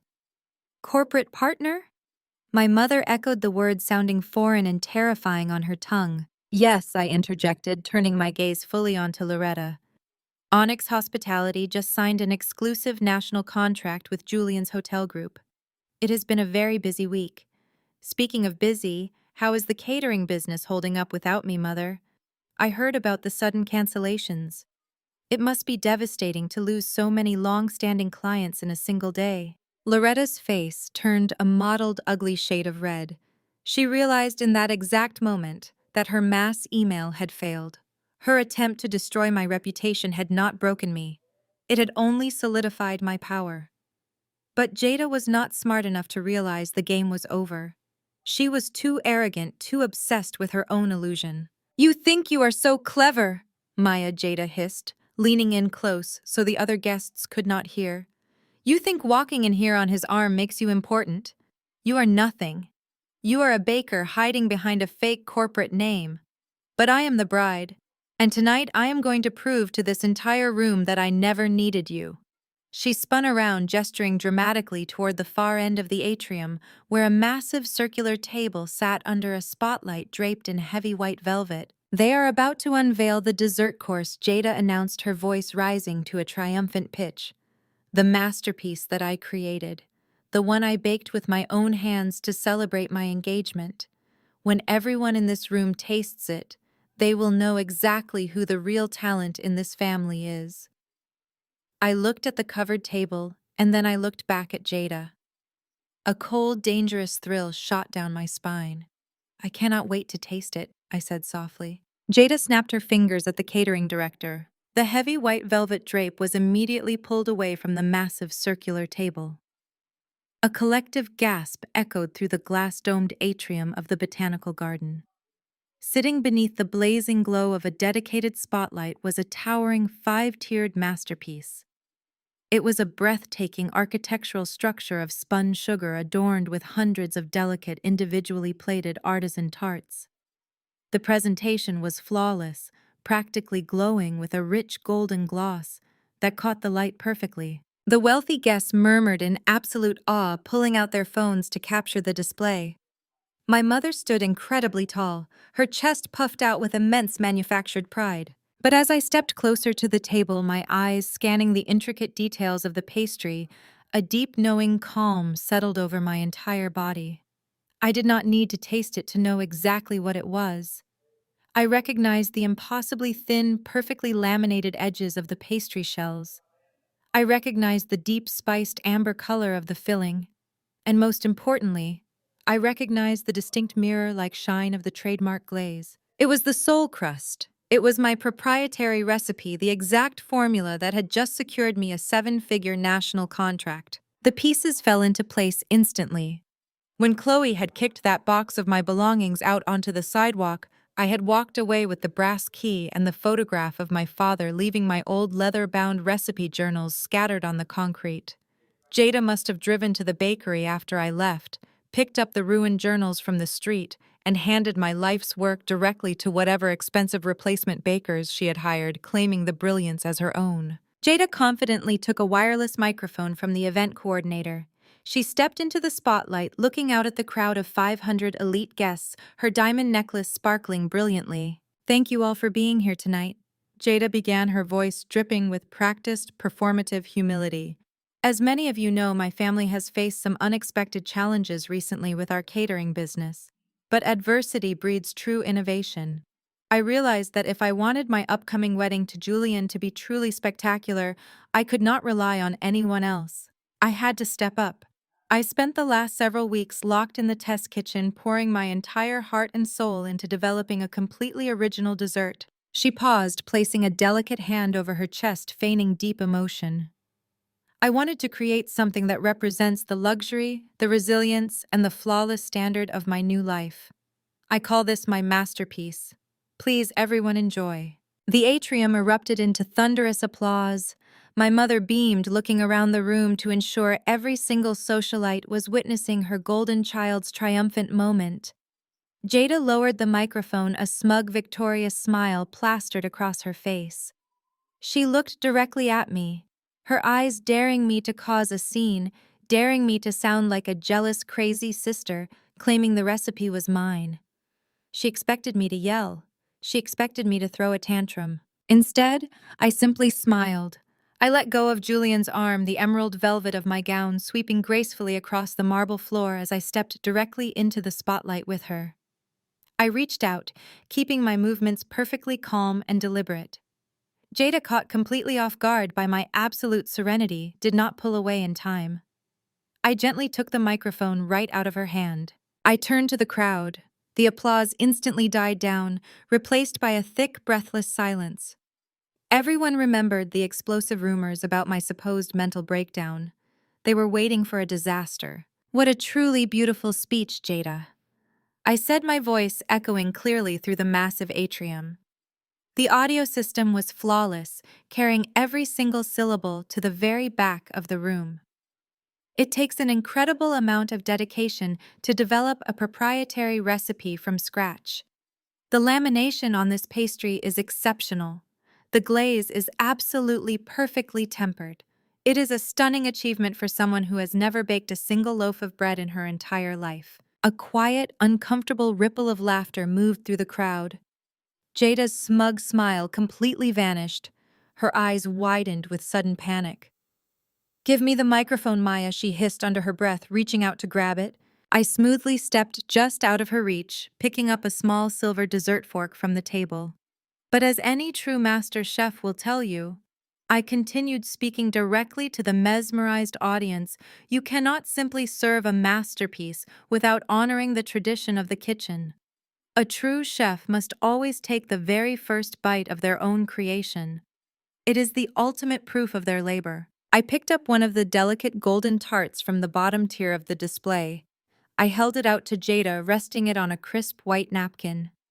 "Go ahead, Jada," I challenged softly, keeping the microphone close to my mouth so everyone could hear the quiet, deadly authority in my voice. "Show us your triumph. Take the first bite." Jada froze. She stared at the small pastry in my hand as if it were a live grenade. The color rapidly drained from her face. She did not know what was inside that tart. She had simply handed a stolen water-damaged notebook to a stranger and demanded they replicate it. The silence in the room stretched out, becoming incredibly heavy and suffocating. 500 people, including the mayor, the local press, and Julian's entire executive board, were staring directly at her. My mother stepped forward, her face tight with sudden anxiety, but she could not intervene without making Jada look like a complete fraud. Jada was trapped. Her entire identity was built on maintaining her flawless public image. To refuse the bite would be to admit she was lying in front of the most powerful people in Atlanta. Her hand trembled violently as she reached out and took the tart. She glared at me with pure, unadulterated hatred. She opened her mouth and took a small, hesitant bite. She chewed. She swallowed. She forced a rigid, terrified smile and turned to the crowd, preparing to accept their applause. But I did not step away. I kept the microphone raised. "It really is an absolute marvel of culinary science," I announced, watching Jada's face intently. "The most difficult part of that specific glaze is achieving the glossy finish without making it too sweet. But I solved that problem years ago. The secret is the binding agent. You have to use a very specific cold-pressed oil to emulsify the sugar." Jada stopped smiling. She swallowed hard, her hand flying up to touch the base of her throat. "Yes," I said, my voice dropping to a smooth, chilling whisper that echoed through the silent room. "Pure, unrefined macadamia oil." The silver dessert fork clattered loudly onto the marble floor. Jada was deathly allergic to macadamia nuts. It was not a mild sensitivity, it was a severe, violent allergy that we had known about since childhood. Within seconds, the reaction was absolute and undeniable. Jada let out a sharp, wheezing gasp, clawing at the high neckline of her custom white silk gown. Bright, angry red hives immediately erupted across her chest and began spreading rapidly up her neck. Her perfectly contoured face began to swell, her lips puffing out grotesquely as her airway began to constrict. "Oh my God," my mother screamed, completely abandoning her regal composure. She lunged forward, grabbing Jada as my sister stumbled backward, knocking over a tray of champagne glasses. "Somebody help her! She cannot breathe. She is having an allergic reaction." The grand atrium descended into absolute chaotic panic. Wealthy guests scrambled backward, shouting for a doctor.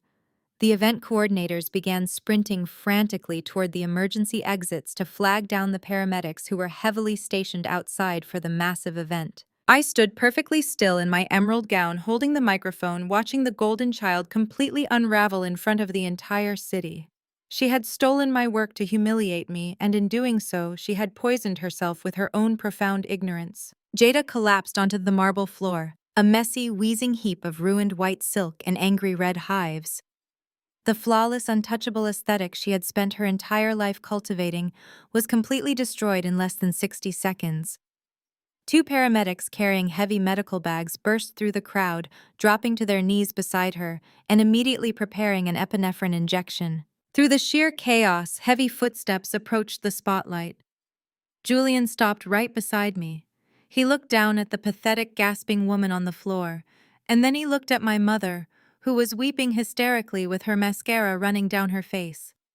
Julian did not look concerned. He looked entirely disgusted. He reached over and gently took the microphone from my hand. He stepped to the very edge of the spotlight, ensuring he had the undivided attention of the entire room, even over the sound of the paramedics working. "May I have your attention?" Julian commanded. His deep voice cut through the panic like a blade. The room fell terrifyingly quiet, save for Jada's ragged breathing. "What you just witnessed was not a tragic accident," Julian announced loudly, his eyes sweeping across the sea of shocked socialites and journalists. "You just witnessed the result of a massive, pathetic lie. Jada did not bake this dessert. She stole the proprietary recipe from her own sister." My mother looked up from the floor, her face pale with absolute horror. "Julian, please," she begged, her voice cracking. "Not here, not in front of everyone." Julian ignored her completely. He turned his intense gaze directly onto the cameras that were still rolling in the back of the room. "Jada has lied to me since the day we met. She stole credit for saving my life in a car accident. She stole her sister's intellectual property. She is a fraud, and this entire family is an absolute disgrace." He looked back down at Jada, who was currently receiving an oxygen mask from the paramedics, her face swollen beyond recognition. "The engagement is officially permanently cancelled."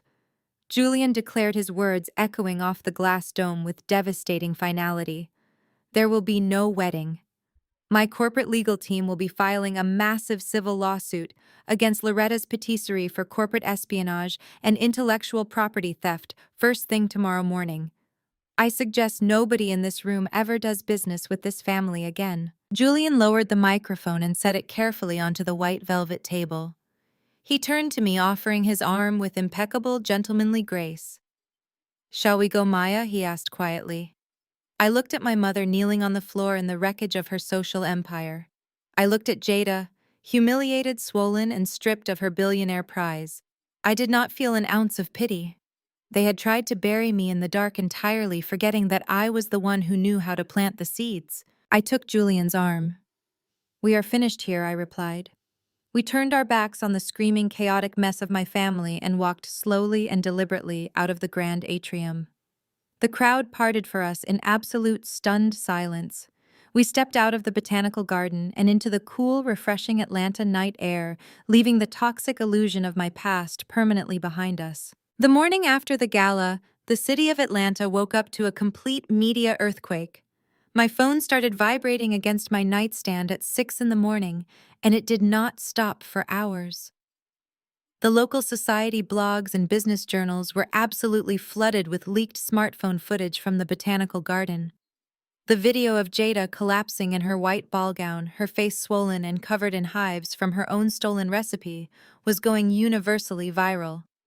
But the headline that dominated the financial news networks was Julian taking the microphone and publicly severing his billionaire empire from my family. I sat at the breakfast island in my apartment, sipping a cup of dark roast coffee, watching the pristine financial dashboard of Onyx Hospitality update in real time.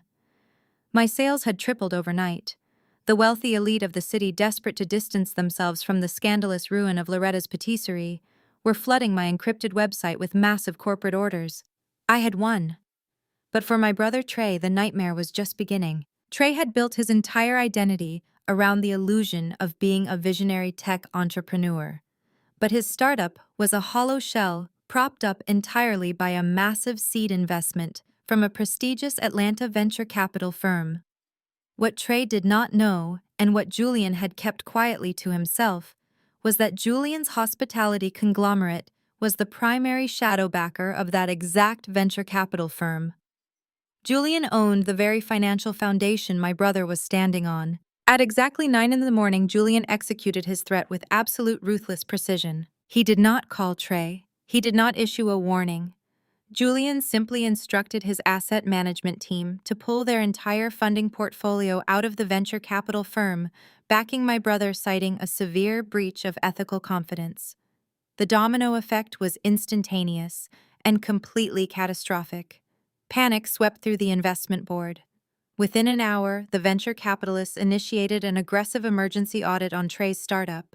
They looked into the company ledgers and discovered the horrifying truth. Trey had not just failed to build a software prototype. He had completely drained the corporate accounts to pay for Chloe's $250,000 bail bond. He had used investor money to cover his personal legal fees and fund his luxury lifestyle. By noon, the venture capital firm filed an emergency injunction against him for gross corporate fraud and embezzlement. They immediately froze all of his personal and business bank accounts. The commercial real estate firm that owned the lease to the bakery he had stolen from me was notified that Trey's financial backing had evaporated. Because he had missed his first massive rent payment to the building owner, they did not give him a grace period. They sent a private security team to Peachtree Street, changed the locks on the glass doors, and officially seized all the expensive equipment inside to cover his outstanding debt. Trey lost the stolen bakery, his company, and his entire future in the span of 3 hours. He was completely ruined. He was facing federal embezzlement charges, massive debt, and public humiliation. With his bank accounts frozen and his credit cards declining, his leased luxury sports car was aggressively repossessed directly from the driveway of his sprawling suburban home. He had nowhere left to turn, so he did exactly what he had always done when he destroyed his own life. He ran crying back to our mother. Trey secured a cheap rideshare and arrived at the family mansion in the late afternoon. He walked through the heavy oak front doors, expecting to find comfort, expecting Loretta to write a magical check to save him. Instead, he walked into a war zone. Chloe was standing in the grand foyer of the mansion. She was not offering her husband a shoulder to cry on. She was standing next to 4 massive expensive leather suitcases, wearing designer sunglasses indoors, tapping her foot impatiently on the marble floor. When Trey walked in, sweating, pale, and trembling, Chloe did not even flinch. She simply looked at him with profound, icy disgust. "What are you doing?" Trey asked, his voice cracking with sheer panic. "Why are your bags packed? My accounts are completely frozen. The investors are pressing criminal charges. I need your uncle to call the judge. I need your family to bail me out." Chloe let out a sharp, venomous laugh that echoed off the high ceilings of the foyer. "My family is not bailing you out, Trey. You are completely bankrupt. You are a fraud, and I am filing for divorce." Trey stumbled backward as if he had been physically struck. "You cannot leave me," he pleaded, his face crumpling. "We are a team. We are going to build generational wealth." Chloe snatched her expensive purse from the entryway table. "We are not a team. I married a rising tech CEO with a pristine social pedigree. I did not marry a pathetic broke loser who has to steal from his own sister to pretend he has a business." "You have absolutely nothing left, Trey. You do not even have a car. You expect me to stay here and go to prison with you for financial fraud. You are completely delusional." My mother, hearing the shouting, hurried out of the formal living room. Loretta looked entirely haggard. She had spent the entire night at the hospital watching doctors pump Jada full of steroids, and she was currently watching her catering business completely disintegrate on the local news. "Chloe, you cannot speak to my son this way," Loretta demanded, trying to summon her usual matriarchal authority. "You are his wife. You made a vow to this family." Chloe slowly turned her gaze to my mother. The progressive polite ally mask was entirely gone, replaced by the vicious self-serving predator she truly was. "Do not lecture me about vows," Chloe snapped, her voice dripping with absolute contempt. "Look at your family. Your precious golden daughter is the laughingstock of the entire state, currently lying in a hospital bed with a ruined face. Your son is facing federal prison, and you. You are nothing but an aging narcissist playing dress-up in a mansion you can no longer afford." Loretta gasped, placing a hand over her chest in pure shock. "You drove away the only person in this family who actually worked for a living." Chloe continued her words, acting like a barrage of sharp knives. "Maya paid for this lifestyle. Maya kept you afloat. You were so busy trying to destroy her because you were jealous of her talent that you completely torpedoed your own ship. You are broke, Loretta, and I am not going down with you." The heavy horn of a private black car honked outside the front door. Chloe's wealthy uncle had sent a driver for her.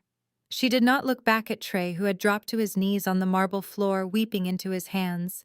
She simply signaled the driver to grab her luggage, walked out the front doors, and disappeared. abandoning my brother to face the brutal consequences of his actions entirely alone. But the universe was not finished balancing the scales. While Trey was sobbing in the foyer of the family mansion, my mother was about to face a reckoning of her own. Loretta had run her luxury catering business for years on a foundation of absolute financial deception. She had continuously claimed my grueling labor as massive overhead expenses, filed fraudulent deductions, and deliberately misreported the company's sheer profit margins to fund Jada's expensive pageant coaches and designer wardrobes. As long as the cash was flowing in from wealthy clients, the local tax authorities had not paid close attention. But losing Julian's contract and facing a massive wave of immediate client cancellations triggered an automatic financial red flag in the state banking system. When Loretta tried to move funds to cover Jada's mounting emergency medical bills and Trey's massive defaulted loans, her business accounts flagged for severe insufficient funds. The Internal Revenue Service does not care about high society pedigree. They do not care about country club memberships or church board connections. They care about a decade of unpaid federal taxes and deliberate corporate fraud. 2 days after the gala, a fleet of dark government vehicles pulled up to the commercial headquarters of Loretta's Patisserie. A team of federal agents wearing sharp windbreakers and carrying heavy plastic bins marched directly through the front doors. They did not ask for a meeting. They presented a federal warrant, ordered the remaining staff to immediately vacate the premises, and began systematically confiscating every single computer filing cabinet and accounting ledger in the building. They placed heavy steel padlocks on the front doors. They taped bright orange federal seizure notices across the large glass windows visible to the entire street. The legacy my mother had prized above all else, the company she had used as a weapon to control me, was permanently seized by the federal government. She had spent her entire life curating an image of flawless wealth and untouchable grace, treating me like the embarrassing stain on her perfect canvas. But without my relentless work ethic silently holding the foundation together, her entire empire collapsed into dust in less than 48 hours. I watched the news report of the federal raid on the television mounted in the corner of my gleaming, massive West Midtown ghost kitchen. My prep cooks were busy boxing hundreds of flawless pastries for delivery. The smell of rich vanilla and roasting pecans filled the air. I looked at the screen watching the federal agents carry boxes of evidence out of my mother's building, and I felt a profound, absolute sense of peace. I turned off the television, tied my apron a little tighter, and got back to work. The storm rolled into West Midtown with a violent, deafening crash of thunder, unleashing a torrential downpour that hammered against the high skylights of my warehouse. It was past 10 at night. My prep cooks had already finished the evening shift and gone home, leaving me alone in the gleaming, sterile quiet of the massive commercial kitchen. I was standing at the central stainless steel island, reviewing the final logistics for our national shipping expansion, when the heavy security buzzer at the loading dock blared through the silence. I did not have any late deliveries scheduled. I walked over to the security monitor mounted on the brick wall and tapped the screen to access the exterior camera feed. Standing on the concrete ramp, completely drenched by the freezing rain, was my mother. She did not look like the untouchable high society matriarch who had commanded the Botanical Garden Gala just 2 weeks ago. Her expensive designer trench coat was soaked through, clinging heavily to her frame. Her perfectly styled hair was plastered to the sides of her face, and her makeup was completely washed away, revealing the deep, exhausted lines of a woman whose entire fraudulent empire had just collapsed. She looked pathetic, but as I watched her raise her fist and violently pound on the heavy steel door again, I knew she had not come here to apologize. I walked over and unbolted the heavy deadbolt, pulling the steel door open. The freezing wind immediately whipped into the warm kitchen. Loretta pushed past me without a single word of greeting. She marched into the center of my multi-million-dollar facility, dripping rainwater all over my pristine, polished concrete floors. She looked around at the towering convection ovens, the massive walk-in refrigerators, and the stacks of luxury packaging. I saw her jaw tighten. Even now, completely ruined and facing federal tax charges, she could barely stomach the physical reality of my massive success. "You need to sell this building," my mother demanded. Her voice was not shaking. It was sharp, entitled, and completely devoid of any maternal warmth. She turned to face me, crossing her arms over her soaked chest. I calmly closed the heavy steel door, locking the deadbolt behind me. I walked over to the prep table and picked up a clean linen towel, tossing it onto the counter near her. I am not selling my business, Mother. What are you doing here in the middle of the night? Loretta ignored the towel. She stepped closer, her eyes wide with a manic, desperate energy. You do not understand, Maya. The IRS seized everything. They froze the business accounts, they locked the doors of the patisserie, and they placed a massive federal tax lien on my personal assets. The bank initiated emergency foreclosure proceedings on the family mansion this morning. They are putting the house up for public auction by the end of the month. I am going to lose my home. She pointed a shaking finger at the high vaulted ceiling of my warehouse. This property is worth at least $4 million in the current market. If you liquidate this asset immediately, we will have enough liquid cash to pay off the federal tax liens, settle Trey's legal fees, and save the family mansion from the auction block. You can move your little bakery operation into a smaller, cheaper commercial space. We need this money, Maya. You owe this to your family. I stared at her. The absolute staggering audacity of her demand echoed in the quiet kitchen. She had spent my entire life stealing from me, belittling me, and trying to destroy my reputation. Just 2 weeks ago, she had sent a mass email trying to publicly ruin my sanity and starve my business to death. And now, standing in the ruins of her own making, she expected me to set my empire on fire just to keep her warm. I do not owe you a single dime, I said, my voice dangerously low and steady. You lost your business because you committed federal tax fraud to pay for Jada's pageant coaches and Trey's failed startups. You gambled with your own legacy and you lost. Loretta's face twisted into an ugly, vicious sneer. How dare you speak to me like that? I am your mother. If it were not for me, you would have absolutely nothing. I put a roof over your head. I paid your father's staggering medical bills after he died. I sacrificed my entire life to keep this family afloat, and you are going to stand there in your expensive kitchen and watch me lose my home. The mention of my father's medical bills was the absolute final straw. The cold, burning clarity I had found in the bank vault weeks ago surged through my veins. I did not yell.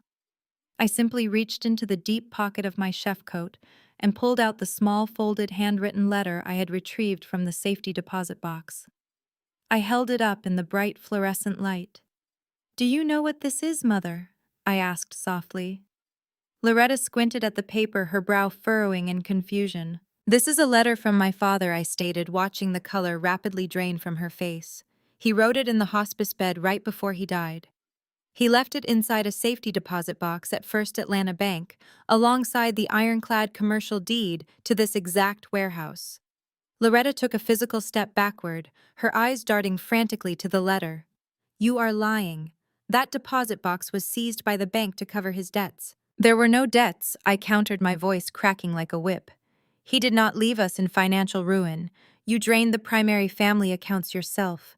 You lied to me for 15 years, telling me we were drowning in debt so you could trap me in your kitchen. You forced me to work 80-hour weeks for free, convincing me I was paying off a debt to my dead father while you funneled every single cent of my profit directly into Jada's bank account. You stole my youth, you stole my labor, and you tried to steal my future. Loretta opened her mouth to argue, to spin another brilliant, manipulative lie, but the words completely died in her throat. She looked at the letter in my hand and realized that her ultimate secret was completely exposed. There was nowhere left to hide. But I am not going to let you lose the family mansion to the bank, I said smoothly, walking over to my small, glass-walled office in the corner of the kitchen. Loretta's expression shifted from terror to a sudden, desperate flare of hope. She genuinely believed I was folding. She genuinely believed that her lifelong conditioning had finally kicked in, forcing the dutiful, abused daughter to save her one last time. Maya, I knew you would do the right thing, she gasped, following me to the office door. I opened the top drawer of my heavy oak desk. I reached inside and pulled out a thick, crisp stack of legal documents bound by a heavy blue seal. I walked back out of the office and slapped the heavy stack of papers squarely onto the stainless steel island right in front of her. You should really pay closer attention to the county foreclosure schedules, Mother, I said, tapping the blue seal with my index finger. The bank did not schedule the auction for the end of the month. They expedited the process to recover their massive losses. The public auction took place at 9 o'clock this morning. Loretta stared at the documents, her hands trembling so violently she could barely lift them.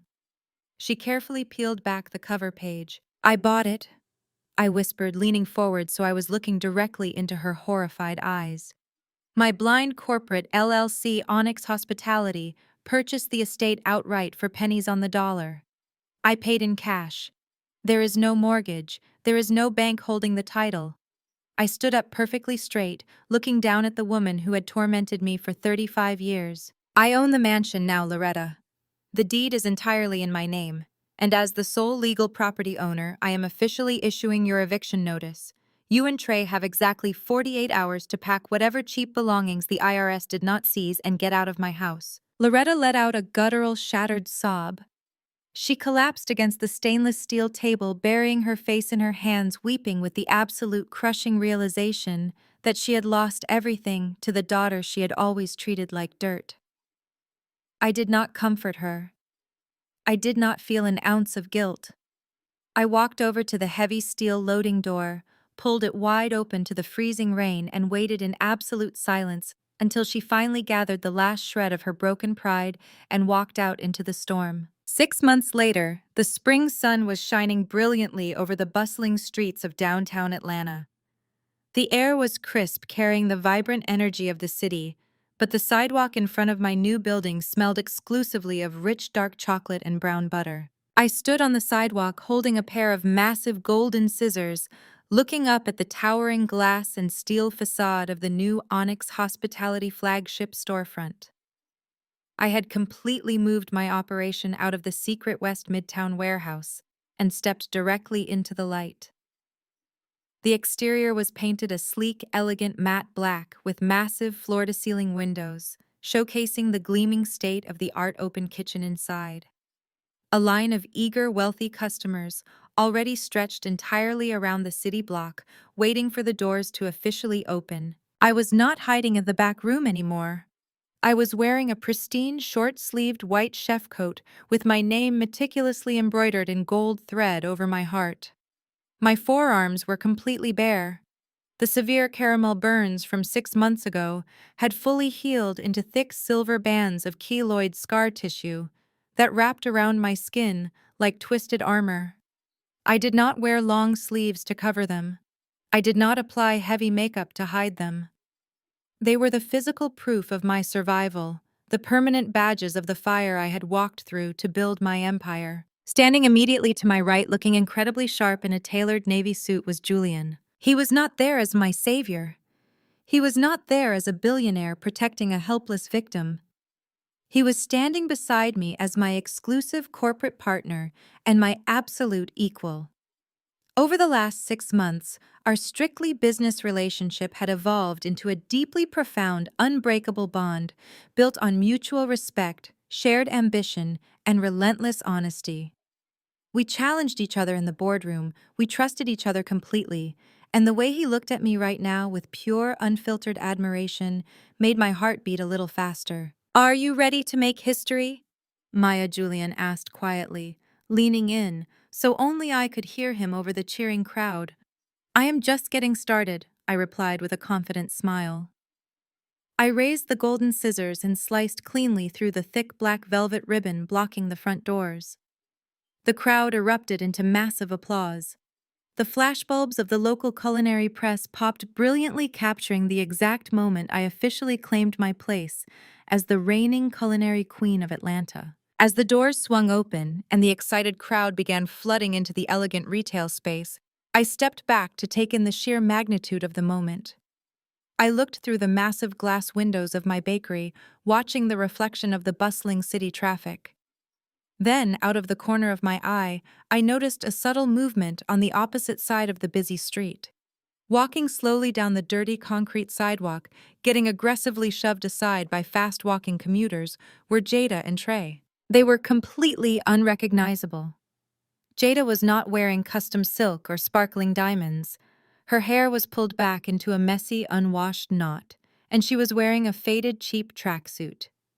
The severe allergic reaction from the gala had permanently damaged the flawless, pristine aesthetic she had worshipped her entire life, leaving her face looking tired and deeply aged. Trey was walking beside her, his shoulders slumped in absolute defeat, wearing a wrinkled t-shirt and scuffed sneakers. They were each carrying heavy, battered cardboard boxes filled with the last meager scraps of their personal belongings. The venture capital firm had completely bankrupted Trey, and the federal courts had stripped my mother of every single asset she possessed. They had been forcefully evicted from my mansion exactly 48 hours after Loretta showed up at my warehouse. Without their wealth, their massive social influence, and their fake progressive masks, the elite society of Atlanta had completely abandoned them. They were absolute pariahs forced to move into a tiny rundown apartment on the absolute outskirts of the city, entirely dependent on minimum wage jobs they had spent their entire lives mocking. I watched them struggle down the street, arguing bitterly with each other over who was going to carry the heavier box. They did not look across the street. They did not see me standing in front of my massive, gleaming empire. They were entirely consumed by their own miserable, toxic reality. I did not feel the urge to call out to them. I did not feel the need to cross the street and gloat over their absolute ruin.